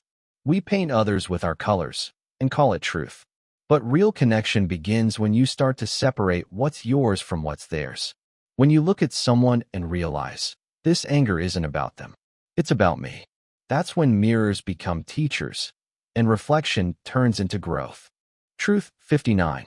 We fear intimacy's mirror. To be truly known by someone is to risk being truly seen. And that's terrifying, because once you're known, the mask can't save you. Your flaws, your fears, your contradictions, all laid bare. And what if they don't love what they find? So instead, most people keep their love safely distant. They flirt with vulnerability, but never surrender to it. They share stories, but not secrets. They crave closeness, but only the kind they can control. It's why so many relationships fail not from hate, but from emotional distance. People fear being transparent, because intimacy is a mirror that reflects the parts of ourselves we've buried. The irony is, that's the very thing love needs to grow. Not perfection, but honesty. Not performance, but presence. You can only be loved to the depth you are known. And you can only be known to the depth you are willing to show. Truth 60. We pretend we don't need anyone. In the modern world, independence is worshipped like a god. Don't rely on anyone. Be self-sufficient. Need nothing, want nothing. But beneath that armor of pride often lies something fragile, loneliness. Because the truth is, no one is completely self-sufficient. Even the strongest minds crave understanding. Even the loneliest hearts crave touch. We've mistaken vulnerability for weakness and connection for dependency. So we isolate, to prove we're strong. But the more we deny our need for others, the heavier the silence grows. Humans weren't designed to thrive alone. Our minds regulate through shared emotion, through empathy, conversation, laughter, and warmth. When those vanish, the world becomes hollow, even when it looks full. Pretending you don't need anyone doesn't make you powerful. It just makes you numb. True strength isn't isolation, it's interdependence. The courage to say, I can survive alone, but I'd rather grow together. Loneliness isn't a symptom of being unloved. It's the echo of a connection we stopped nurturing with others and with ourselves. We long for the past because it felt real. We seek belonging because truth alone feels cold. We project ourselves because it's easier than self-reflection. We fear intimacy because it shows us who we are. And we pretend we don't need anyone because needing hurts. But behind all these patterns lies one simple truth. Humans aren't broken for feeling lonely. We're wired for it. Loneliness is the compass pointing us back to what matters: connection, honesty, and love. The goal isn't to escape it. It's to understand it, to listen to what it's trying to say. Because sometimes, the weight of loneliness isn't punishment. It's an invitation to open your heart again, to others, and to yourself. Chapter 7. The Deceptions of Memory and Perception. The mind is a trickster, subtle, confident, and utterly convincing. It tells you stories about who you are, what you've seen, and what you believe. But here's the truth. Your mind isn't a mirror. It's a painter. And every memory, every perception, is just a brushstroke on a canvas that keeps changing. This chapter is about that. The deceptions of memory and perception. 5 illusions that quietly shape how we see the world and ourselves. Truth 61. We remember emotion, not detail. Close your eyes for a moment. Think of your happiest memory.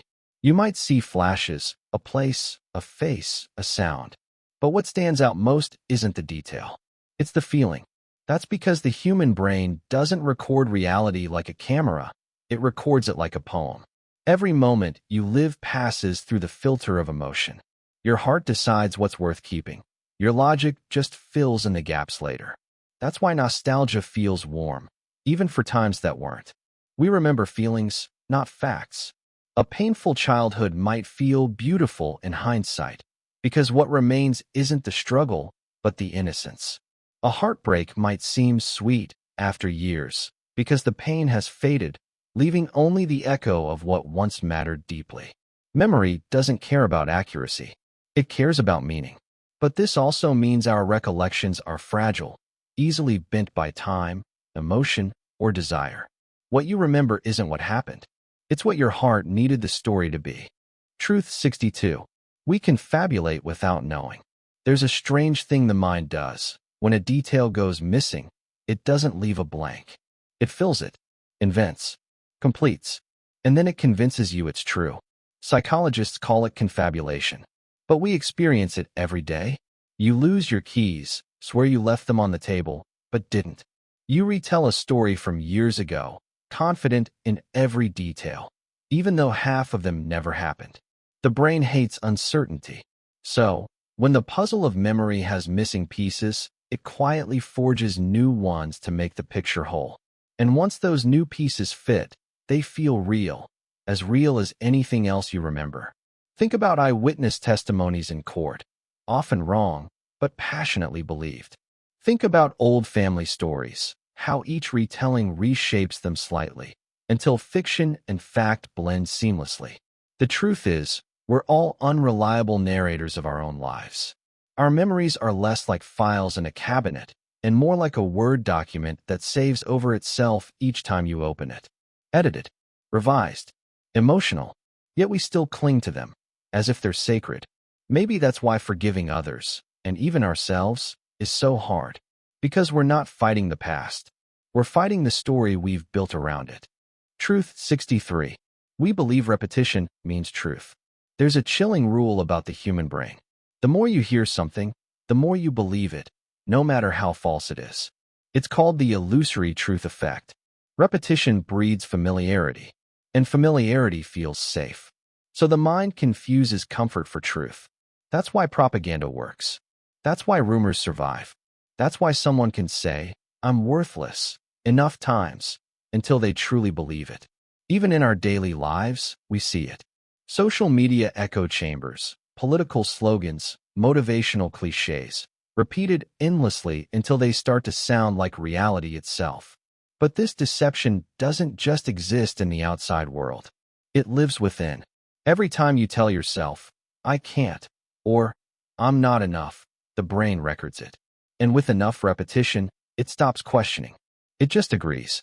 That's the power and danger of words. They don't need to be true to shape you. They just need to be repeated long enough to feel true. So if lies can become real through repetition, so can belief. Choose what you repeat carefully, because your mind is always listening. Truth 64. We see what we expect. Perception isn't passive. You don't see the world as it is. You see it as you expect it to be. Your brain is constantly predicting. Before your eyes even finish processing an image, your mind guesses what it's looking at, based on experience, context, and belief. It's not seeing, it's anticipating. That's why two people can look at the same person, the same event, the same sunset, and experience entirely different realities. One sees beauty, the other sees emptiness. Same world, different filters. You've probably experienced this. When you're angry, everything looks threatening.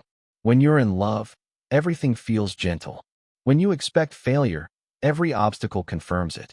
When you expect kindness, you find it everywhere. The mind bends the world to fit its story, not the other way around. And that's both its gift and its curse.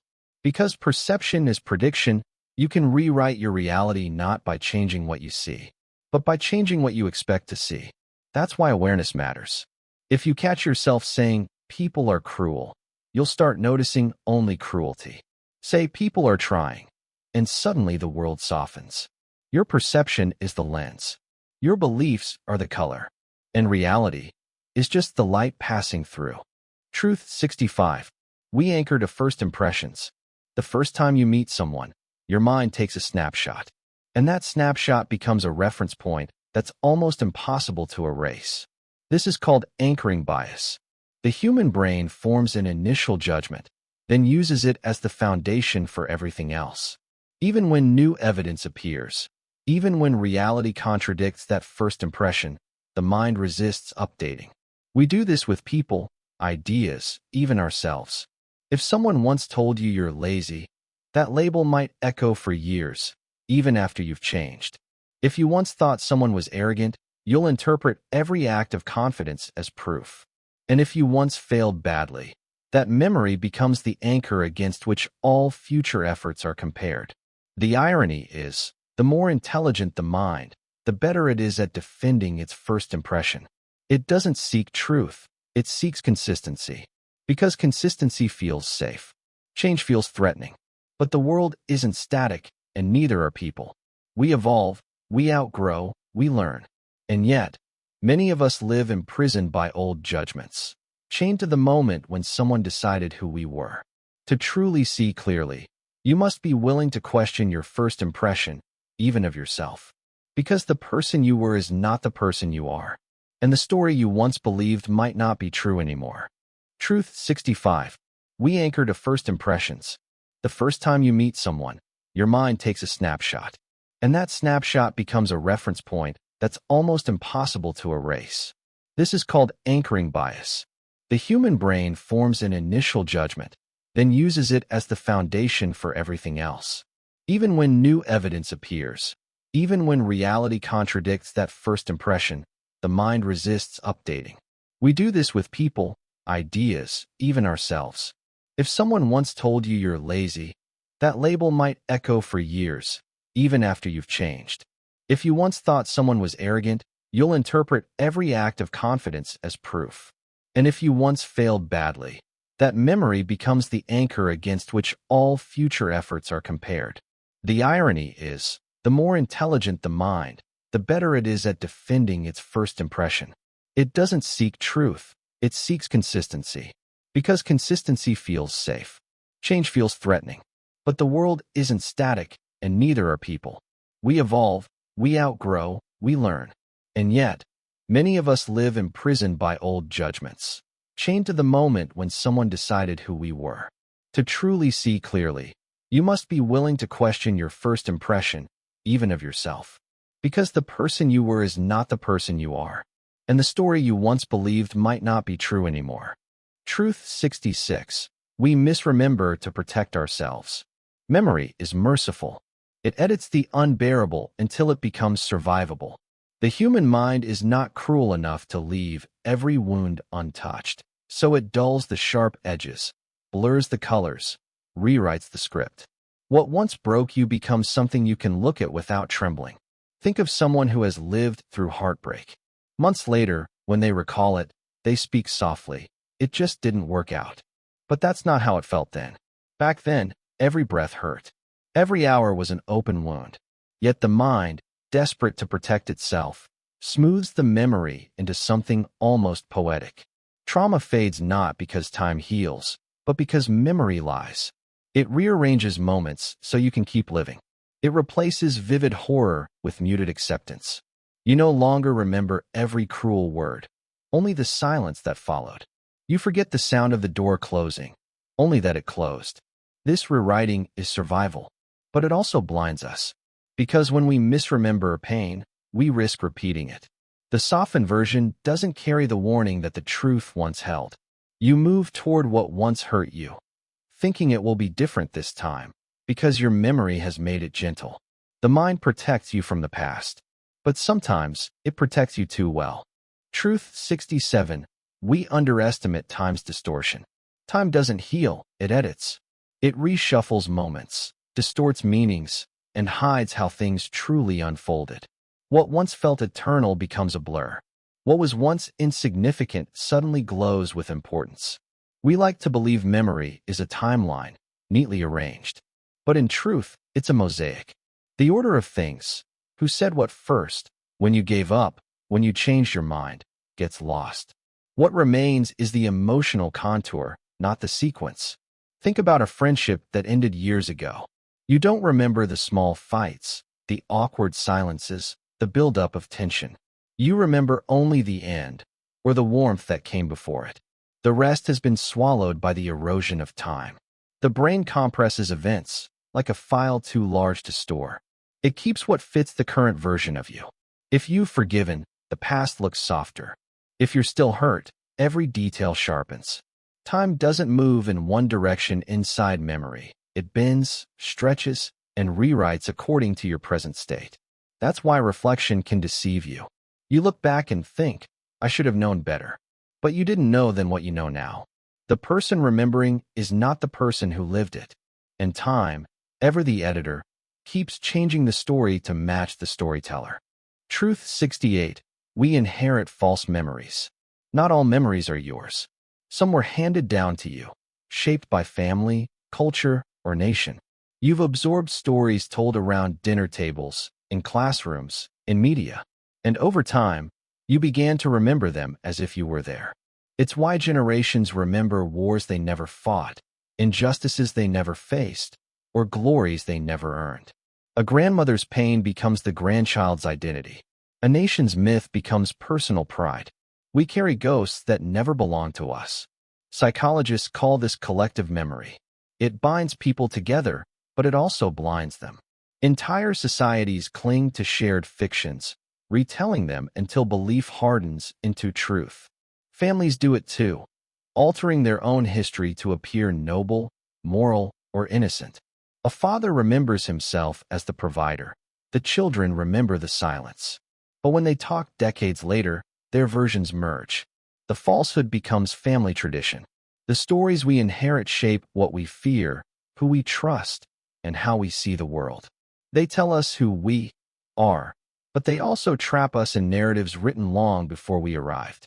You might think your memories are yours, but many are borrowed, fragments of other people's dreams and delusions that now live inside you.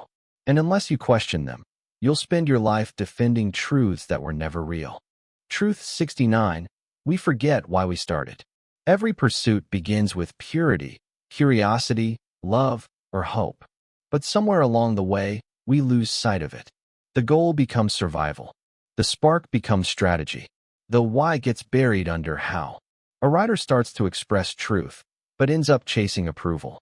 A worker once dreamed of freedom, but now lives for the next paycheck. Even love can mutate. What began as connection becomes obligation or habit. The mind quietly rewrites your motivations to fit where you are, not where you began. You start telling yourself new stories. That success was always the goal, not meaning. That comfort was the plan, not growth. That this version of life is what you wanted all along. But deep down, something feels missing, a vague ache, a silent grief. That's the memory of your original purpose, fading in the noise of adaptation. The longer you stay distracted, the harder it becomes to remember who first dreamed this path. It's not that you failed. It's that you've evolved, and the story of why you began has been edited to make sense of where you are now. The tragedy is when people stop questioning that edit, when they mistake endurance for passion and motion for meaning. Sometimes, the most important act is to pause and ask, why did I start? Because only by remembering that can you return to something real. Truth 70. We confuse familiarity with safety. The human brain is wired for pattern recognition. It craves the known, even when the known is painful. That's why people stay in toxic relationships, dead-end jobs, or self-destructive habits. Not because they're happy, but because they're comfortable. Familiarity gives the illusion of safety. The mind whispers, I've survived this before, I can survive it again. But survival isn't the same as peace. It's just endurance. A child who grows up in chaos often finds calmness unsettling later in life. Silence feels dangerous because it's unfamiliar. The body tenses, waiting for the next storm. So they seek drama, conflict, and noise, mistaking it for aliveness. Even at a societal level, this illusion persists.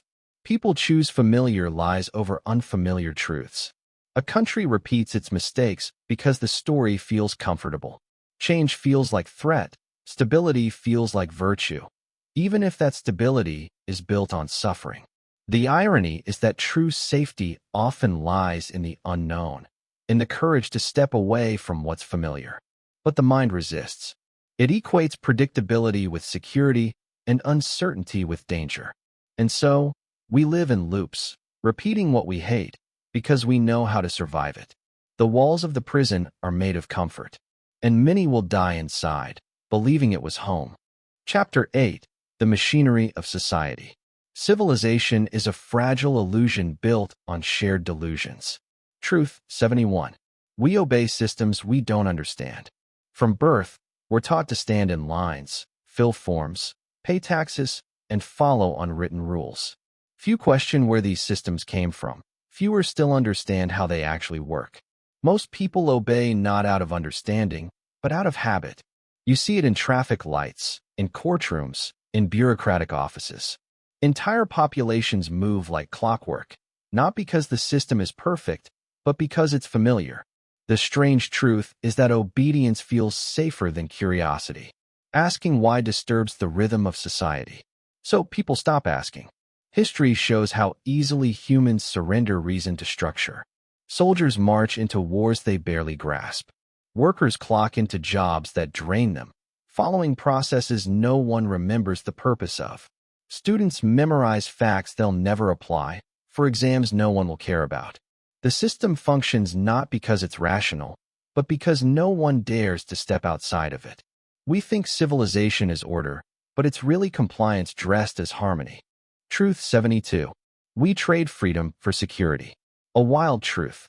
Humans crave safety more than liberty. Freedom sounds poetic until it feels uncertain.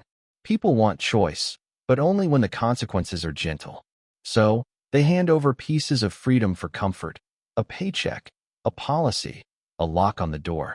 Step by step, freedom becomes negotiable. This trade is ancient. Monarchies justified control by promising protection. Religions offered salvation in exchange for obedience. Governments regulate in the name of public safety. Corporations track and predict behavior, claiming it's to enhance experience. And we agree, not because we trust them, but because we fear the alternative. Security feels like warmth, but it's often a velvet cage. The more we rely on systems to protect us, the more those systems define the limits of our world. Freedom demands uncertainty, and uncertainty terrifies the average mind. The modern human may live longer, safer, and more comfortably, yet feels more caged than ever. The bars are invisible now, made of convenience and fear. Truth 73. We pretend to be informed. In the age of endless information, ignorance has found a new disguise: confidence. People don't seek truth anymore, they seek confirmation. The internet made everyone an expert, but few a thinker. We scroll headlines, skim opinions, and adopt beliefs not through reasoning, but repetition. What matters isn't accuracy, it's belonging. When people say, "I know," they often mean "I've heard." When they say, "I believe," they usually mean "my group believes." The illusion of knowledge spreads faster than truth ever could, because it feels good to already know. It's easier to appear informed than to actually think. Algorithms reward outrage, not understanding. News outlets profit from fear, not facts. And so, society drowns in noise while starving for wisdom. The tragedy isn't ignorance, it's arrogance. A person who knows they don't know can learn. A person who believes they already know never will. Truth 74. We outsource thinking. Once, we turned to elders, philosophers, or teachers for guidance. Now, we turn to influencers, trends, and algorithms. The shift isn't just technological, it's psychological. Humans have always wanted shortcuts to certainty. And now, those shortcuts think for us. We no longer ask, "What do I believe?" We ask, "What's popular?" We no longer explore ideas. We consume them, pre-packaged and bite-sized. When an app decides what to show you, it quietly decides who you become. Every scroll is a vote for the mind you'll have tomorrow. But the danger isn't manipulation, it's surrender. The more we let machines predict what we like, the less we remember how to choose. Outsourcing thinking feels effortless. You let algorithms tell you what music to enjoy, what news to read, what opinions to hold. You let institutions define morality, and trends define meaning. But thinking, real thinking, was never meant to be comfortable. Society praises independent minds, yet punishes those who truly think differently. So, people pretend to have opinions while silently adopting the collective script. The result? A population that confuses obedience with intelligence. Truth 75. We mistake noise for knowledge. In ancient times, knowledge was rare, and that made it sacred. People studied in silence, reflected deeply, and sought wisdom as a slow craft. Today, knowledge is abundant, and that made it meaningless. We live in the loudest age in history. Every second, billions of voices scream for attention. Data floods our senses faster than we can process it. But information isn't understanding, it's raw material. Without reflection, it's just noise. Our minds, once designed for stillness, now suffocate under endless stimulation. Notifications, feeds, debates, podcasts, they create the illusion of awareness while quietly eroding focus. You may know everything about the world, except yourself. The tragedy of modern society is that silence feels foreign. People equate quiet with boredom, stillness with emptiness. But without silence, there can be no wisdom. Insight requires space, and the modern world has replaced space with speed. The more connected we become, the less we comprehend. And that is the paradox of progress, humanity's mind expanding outward while shrinking inward. Truth 76. We worship success, not virtue. In the modern world, morality has been quietly replaced by metrics. Society no longer asks, was it right? It asks, did it work? Integrity has become optional, results mandatory. We celebrate the winners, no matter how they win. The rich are called visionaries. The ruthless are called strategic. The deceitful are called clever. Every success story hides a trail of compromises, but the world only sees the finish line. This worship of success is ancient, but it's become sacred in the age of capitalism. Achievement became the new religion. Money, status, fame, the modern gods. People bow to them, chasing their favor, convinced that victory itself is virtue. A liar who becomes a billionaire is admired more than an honest man who remains unknown. We teach children to become something, not to be someone. Even kindness is marketed now. Charity becomes branding, empathy becomes content. Virtue doesn't trend, but success does. And that is why the world keeps producing more winners than good people. The irony is that societies collapse not from a lack of intelligence, but from a lack of integrity. The moment virtue stops being valued, corruption stops being shameful. And once corruption becomes normal, decay begins. We tell ourselves that ends justify means, but what we forget is that means define us long before ends ever do. Truth 77. We accept lies that benefit us. Truth has never been humanity's highest value. Comfort has. People don't seek what's true. They seek what's useful. Every collective delusion persists because it serves someone, and often because it protects everyone from discomfort. We lie to ourselves, to each other, and to entire generations, not because we're evil, but because truth is heavy. Lies make survival easier. Lies make society stable. Lies make people sleep at night. We believe in fair systems even when corruption runs deep, because disbelief would cause chaos. We believe in progress even when inequality widens, because hopelessness would be unbearable. We believe our leaders care, our jobs matter, our opinions count, because the alternative would mean we're powerless. And so, we accept lies that flatter us, that comfort us, that confirm our innocence. The most seductive lies are the ones that make us feel righteous while we're being complicit. Every empire has its myths, and every citizen, their personal version. It's not truth that holds society together. It's agreement on the same comforting illusions. The tragedy is that these lies, while convenient, build fragile worlds. Because eventually, reality always collects its debt. And when it does, the people who refuse truth will pay in confusion, chaos, and disbelief. Truth 78. We fear standing alone. Humans are social creatures, but their greatest weakness is also their greatest need, belonging. Standing alone feels like death to the social brain. Rejection activates the same pain centers as physical injury. That's why people conform, even when they disagree. That's why silence often replaces truth. Moral courage is rare not because people lack awareness, but because they fear exile. They'd rather betray themselves than be cast out. The tribe's approval feels safer than conscience.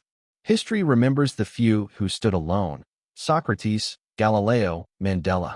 But behind every name are millions who stayed silent, not because they didn't know better, but because they were afraid. Afraid of losing friends, jobs, safety, or reputation. In the digital age, this fear has multiplied. The crowd is global now. One wrong word can destroy a life. Cancel culture, echo chambers, online mobs. They've turned moral thinking into risk management. People no longer ask, is it true? They ask, will it cost me? And so, people wear masks of agreement. They nod when they should question. They smile when they should resist. They dissolve into the collective to avoid isolation. But the cruel paradox is this: Those who fear standing alone eventually disappear, even to themselves. Because every time you abandon your truth for acceptance, a part of you stops existing. Truth 79. We follow crowds into madness. The most dangerous force in history has never been a single tyrant. It's been collective hysteria. Crowds think with emotion, not reason. When individuals merge into a group, responsibility dissolves. The I becomes we. And with that, conscience fades. People will do in groups what they'd never do alone. Mass psychology turns rational humans into echoes. A single idea, repeated loud enough, becomes morality.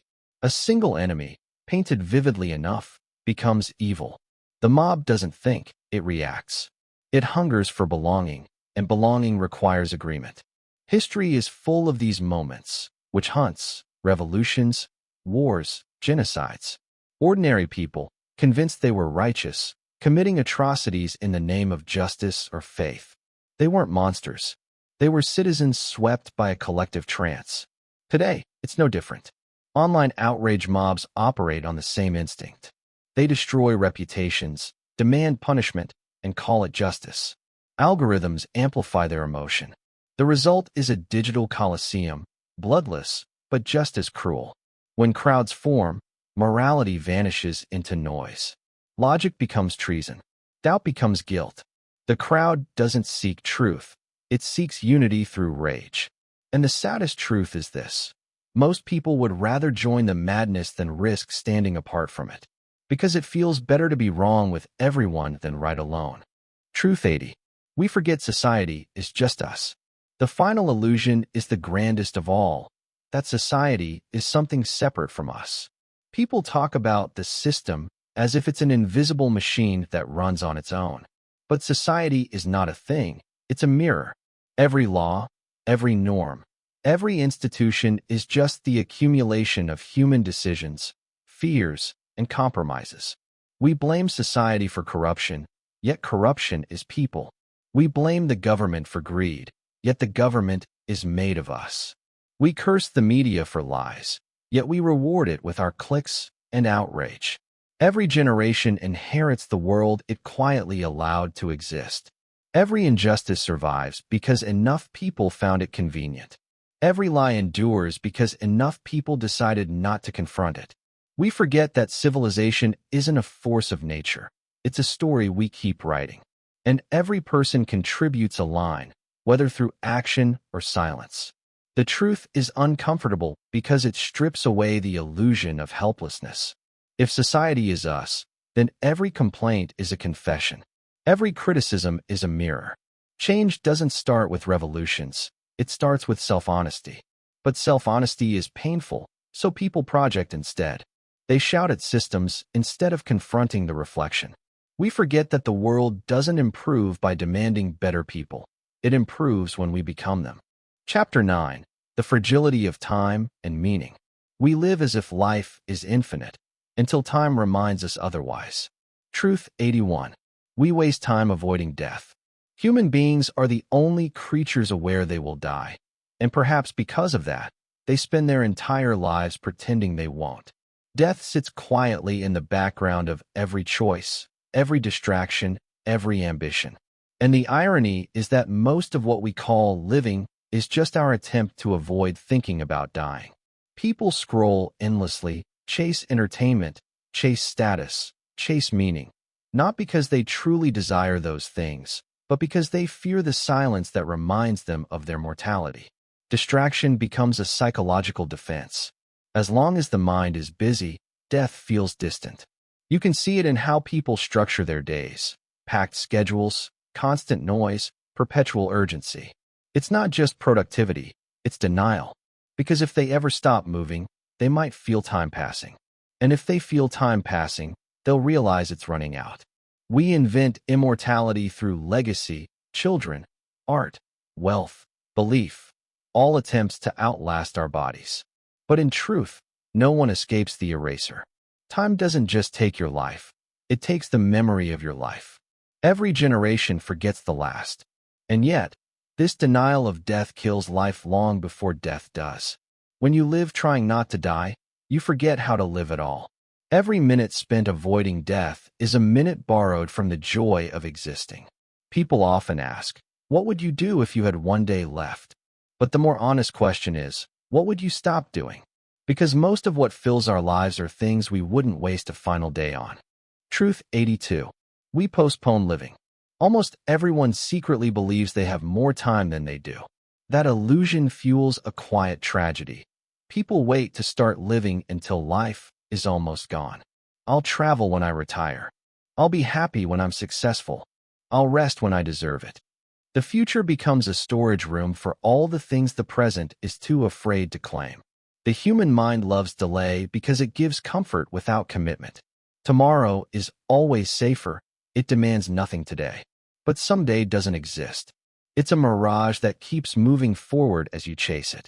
Look at how most people live. Postponing peace for productivity, love for timing, dreams for permission. They plan their lives as if there will always be another chance. But every year, the options shrink quietly. Time doesn't announce what it's taking.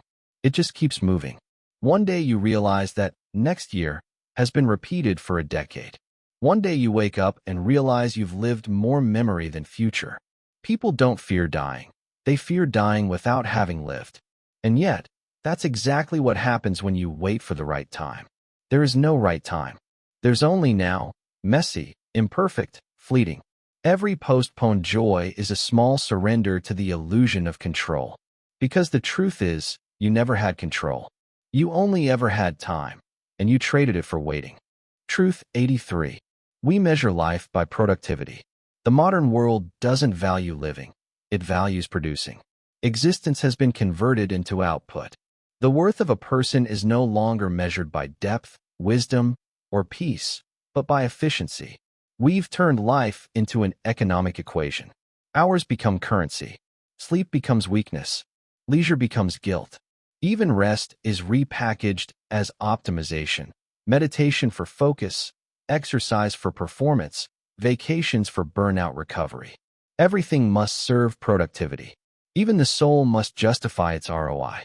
And yet, this endless need to be useful is what makes life feel meaningless.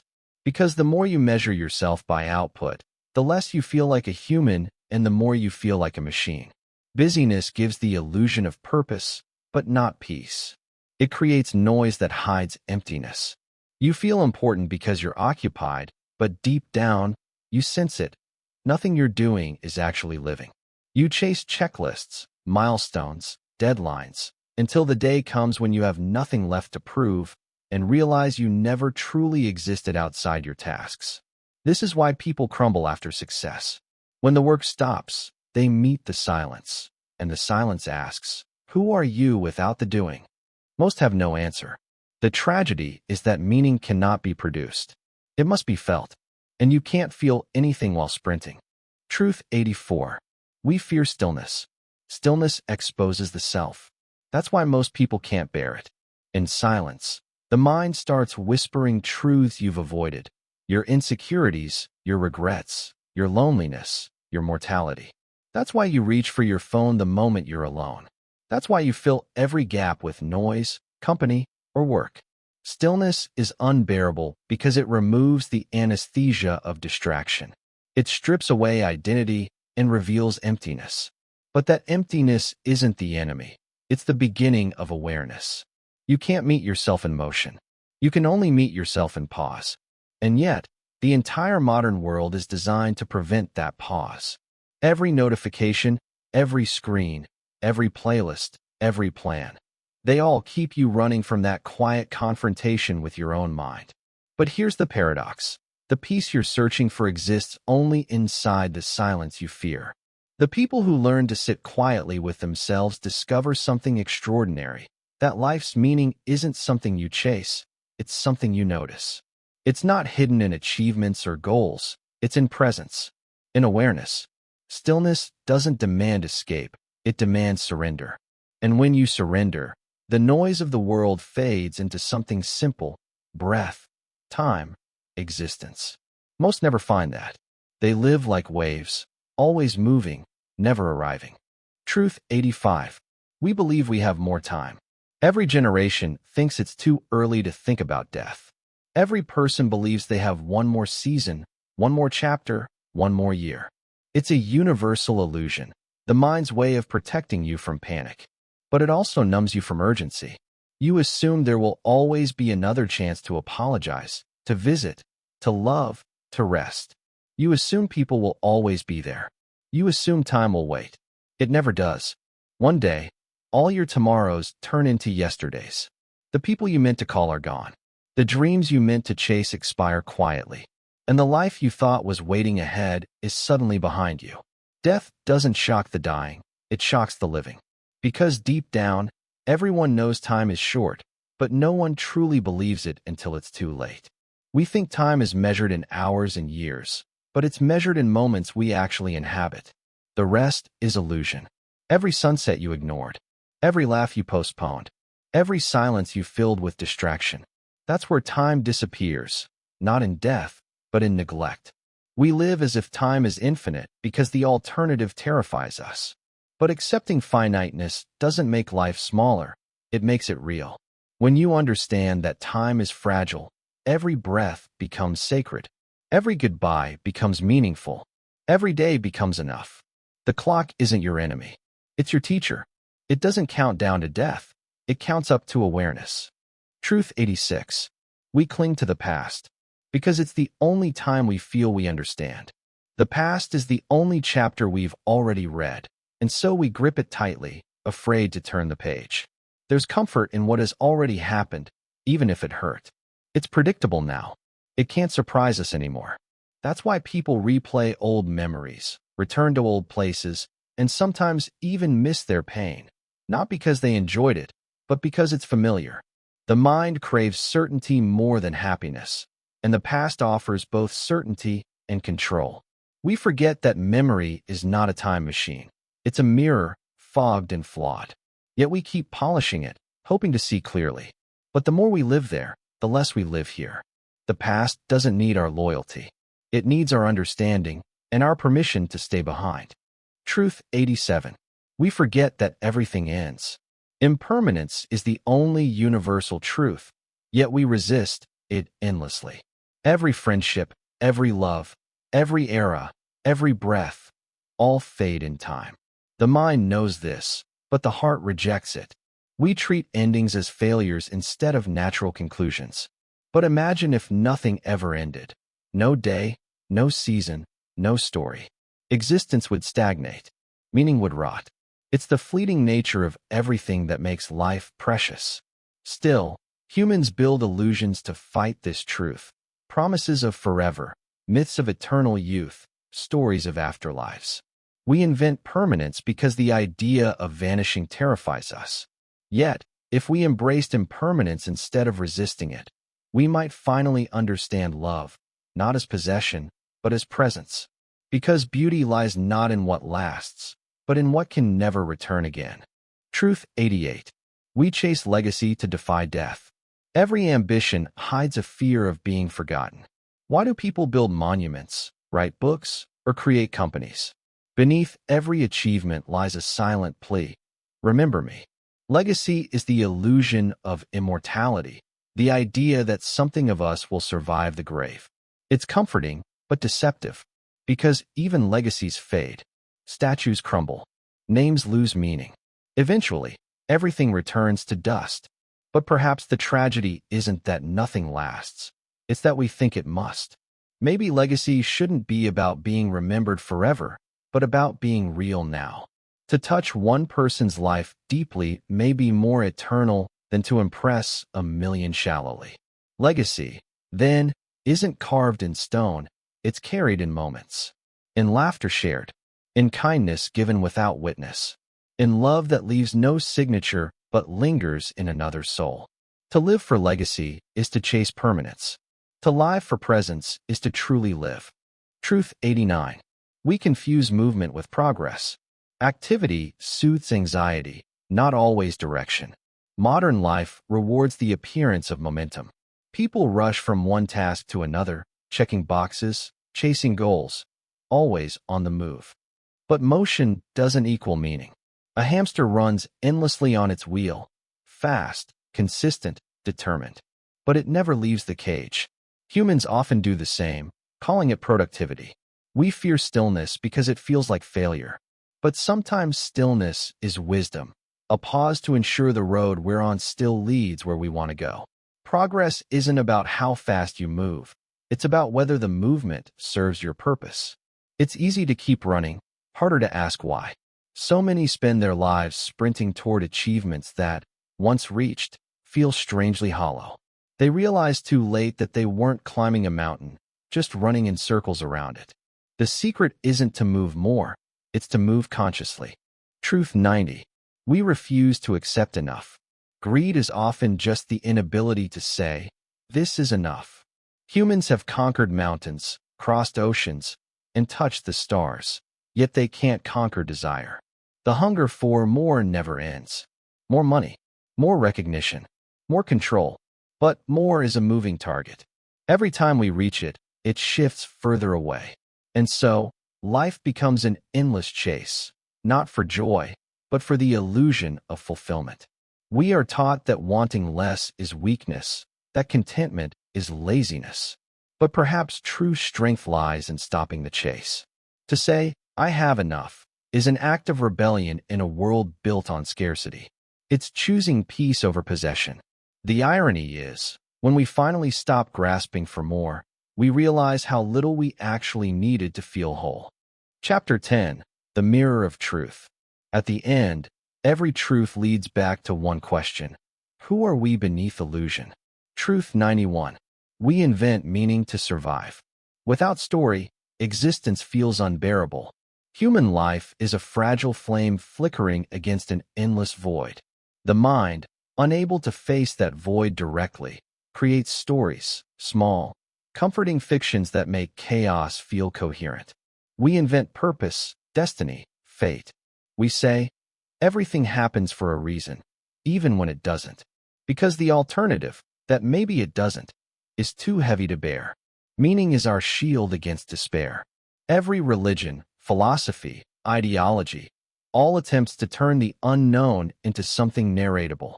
But this doesn't make them lies. It makes them necessary. A storyless life would be unbearable silence.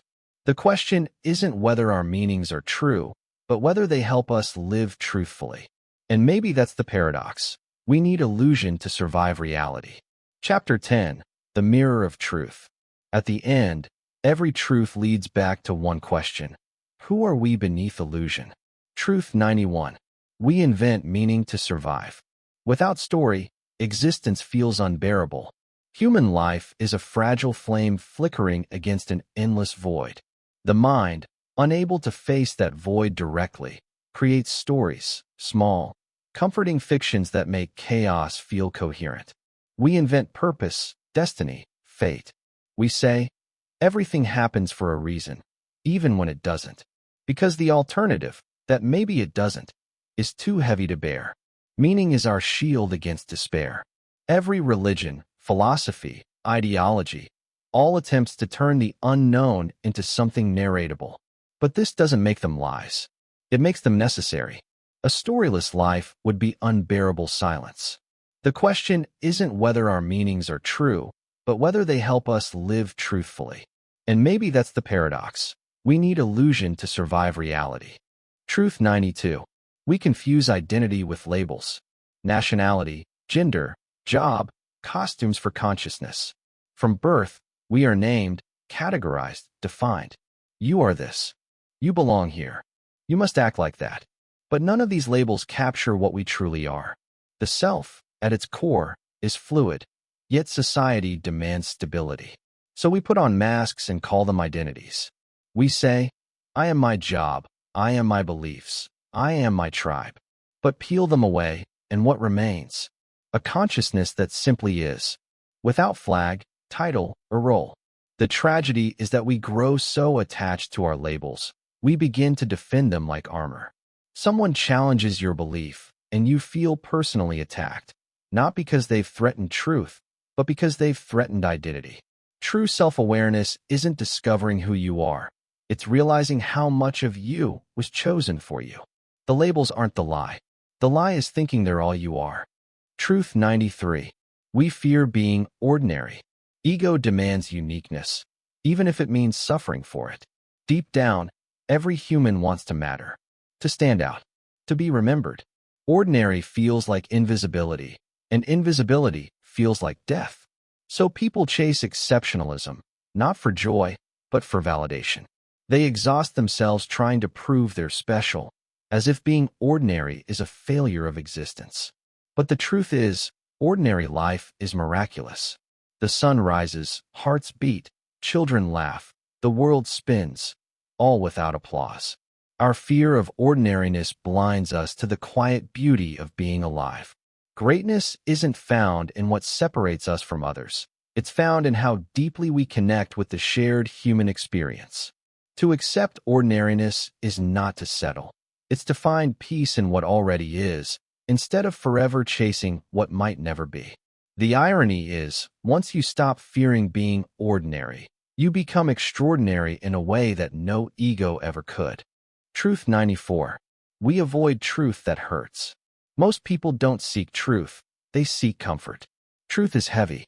It dissolves illusions, challenges beliefs, and shatters the fragile structures we build to feel safe. So we avoid it. We scroll. We distract. We build echo chambers to confirm what we already believe. We prefer pleasant lies over painful clarity. Because once you see truth, you can't unsee it. It changes how you view yourself, your relationships, your world. And that's terrifying. But the pain of truth is temporary. The pain of denial lasts forever. Every revolution, personal or societal, begins when someone chooses truth over comfort. When they say, "I'd rather be awake and afraid than asleep and unbothered." The human journey isn't about finding truth. It's about having the courage to live with it. Because comfort may keep you calm, but truth will set you free. Truth 95. We split ourselves into selves. Public, private, digital, each slightly different, none entirely real. In ancient times, you had one life, one self. Now, you have many. There's the person you are in public, the one behind closed doors, and the one you've built online. A projection stitched together from pixels and perception. Each version tells part of your story, yet none of them tell the whole truth. You smile on social media while feeling hollow in private. You play roles to fit expectations, professional at work, agreeable among friends, mysterious online. The real you gets lost somewhere in between. We've become actors in our own lives, rehearsing authenticity while fearing exposure. Because if someone saw everything, the doubts, the contradictions, the quiet sadness, would they still love us? So we fracture. We curate. We become three-dimensional souls flattened into two-dimensional screens. But beneath it all, beneath the layers of performance, remains the unfiltered self, raw, honest, infinite. The more we split ourselves, the more disconnected we become from that essence. And yet, the moment we stop pretending, the pieces begin to reassemble. To be whole again doesn't mean showing everything. It means hiding nothing from yourself. Truth 96. We seek gods to explain ourselves. Since the dawn of consciousness, humanity has been haunted by one unbearable question. Why are we here? To survive that question, we built gods, reflections of our fears, our hopes, and our need for meaning. When lightning struck, we said it was Zeus. When crops failed, we prayed to the earth. When the night sky overwhelmed us, we told stories about spirits and stars. Religion, philosophy, science, they all sprouted from the same soil, the desperate need to make sense of existence. Even science, the modern faith of logic, carries the same longing. We map atoms, galaxies, and genomes. Yet beneath all discovery lies a whisper of divinity, the yearning to understand what created us. Humans cannot live comfortably in mystery. We want order. We want reason. We want purpose. So we construct systems, sacred or scientific, that help us feel less small. But perhaps the greatest irony is this. Every god we've imagined, every equation we've solved, every myth we've told, they've all been mirrors. Ways to explain not the universe, but ourselves. When we describe gods as loving, wrathful, jealous, or merciful, we're really describing human nature projected onto the infinite. The divine becomes a reflection of the human heart, magnified to cosmic proportions. In truth, we do not seek gods to understand creation. We seek gods to understand the Creator within. Truth 97. We project the universe onto ourselves. Humans can't see beyond human limits. Even our gods look like us. We like to believe that we are rational observers of reality. But every observation is filtered through the narrow lens of human perception. 5 senses, bound by biology, shaped by bias. We see patterns where none exist, faces in clouds, intention in randomness. Our minds are meaning-making machines, unable to tolerate chaos. So we build the universe in our own image. We say the universe wants, plans, teaches, as if it were conscious. We speak of fate and destiny, of cosmic lessons and moral justice, as though existence itself were a teacher concerned with our personal growth. But maybe the universe isn't moral or immoral. Maybe it's simply indifferent. A vast, silent field of energy and chance. And we, small but self-aware, can't bear that indifference. So we color it with our own emotions. Even our science reflects this bias. We describe particles as attracting, repelling, seeking stability. We use the language of human relationships to describe physical laws. Because language itself is human, every metaphor drips with us. When we look into the stars, we think we're exploring the cosmos. But really, we're tracing the outlines of our own psychology across infinity. We project our struggles, our desires, our morality onto the void, and call it understanding. The universe doesn't look like us, but the way we see it always will. Truth 98. We mistake awareness for enlightenment. Knowing isn't the same as changing. We live in an age of knowledge. Information flows endlessly, wisdom packaged into sound bites, truth reduced to content. We scroll through insights, nod, and say, I know that. But knowing is easy. Living what you know, that's the hard part. You can understand patience and still lose your temper. You can read about mindfulness and still be consumed by anxiety. You can recognize your flaws and still repeat them daily. Awareness without transformation is like standing at the door of a burning house, describing the flames instead of escaping them. True enlightenment isn't about collecting truths, it's about being changed by them. That's why spiritual masters emphasize silence over speech, experience over theory. They understood that wisdom cannot be taught through words, it must be embodied. Modern humans confuse intellectual insight with inner growth. But intellect can't heal the heart. It can only describe the wound. We are drowning in information, but starving for transformation. The journey to enlightenment doesn't begin when you learn something new. It begins when you stop pretending that learning is enough. Because wisdom isn't stored in memory. It's revealed in behavior. Truth 99. We are both light and shadow. Every human contains both mercy and cruelty, potential for both saint and monster. We like to divide the world neatly, good people, bad people, heroes, villains. But the truth is far more uncomfortable. Every one of us carries both heaven and hell within. The same hands that comfort can also harm. The same heart that loves deeply can envy fiercely. Our moral instincts are not fixed. They are situational, emotional, fragile. Under enough pressure, anyone can break. History proves it. Ordinary people have committed atrocities not because they were born evil, but because circumstances invited their shadow forward. This is why humility is essential. To recognize your shadow is not to become darker. It is to become whole. People who believe they are purely good are often the most dangerous. Their righteousness blinds them to the harm they cause. But those who see their darkness learn compassion, because they understand how easily anyone could fall. Carl Jung called it the shadow self, the repressed part of us that contains our instincts, our anger, our fear. To ignore it is to live half a life. To face it is to become human. We are not defined by whether we have darkness, but by what we do with it. A person who knows their shadow can choose the light. A person who denies it becomes consumed by it. In the end, morality isn't about purity. It's about awareness, the ongoing recognition that within every saint lies a sinner, and within every sinner, the spark of redemption. Truth 100. We understand too late. Wisdom often arrives after time has taken everything we could have changed. Human beings learn through loss. We understand the value of youth when it's gone, the depth of love when it's lost, the gift of time when it runs out. We live forward, but only understand backward. Our lives are filled with moments where clarity arrives, but always a step too late. You finally realize what mattered, and it's already a memory. You finally understand what someone meant to you, and they're already gone.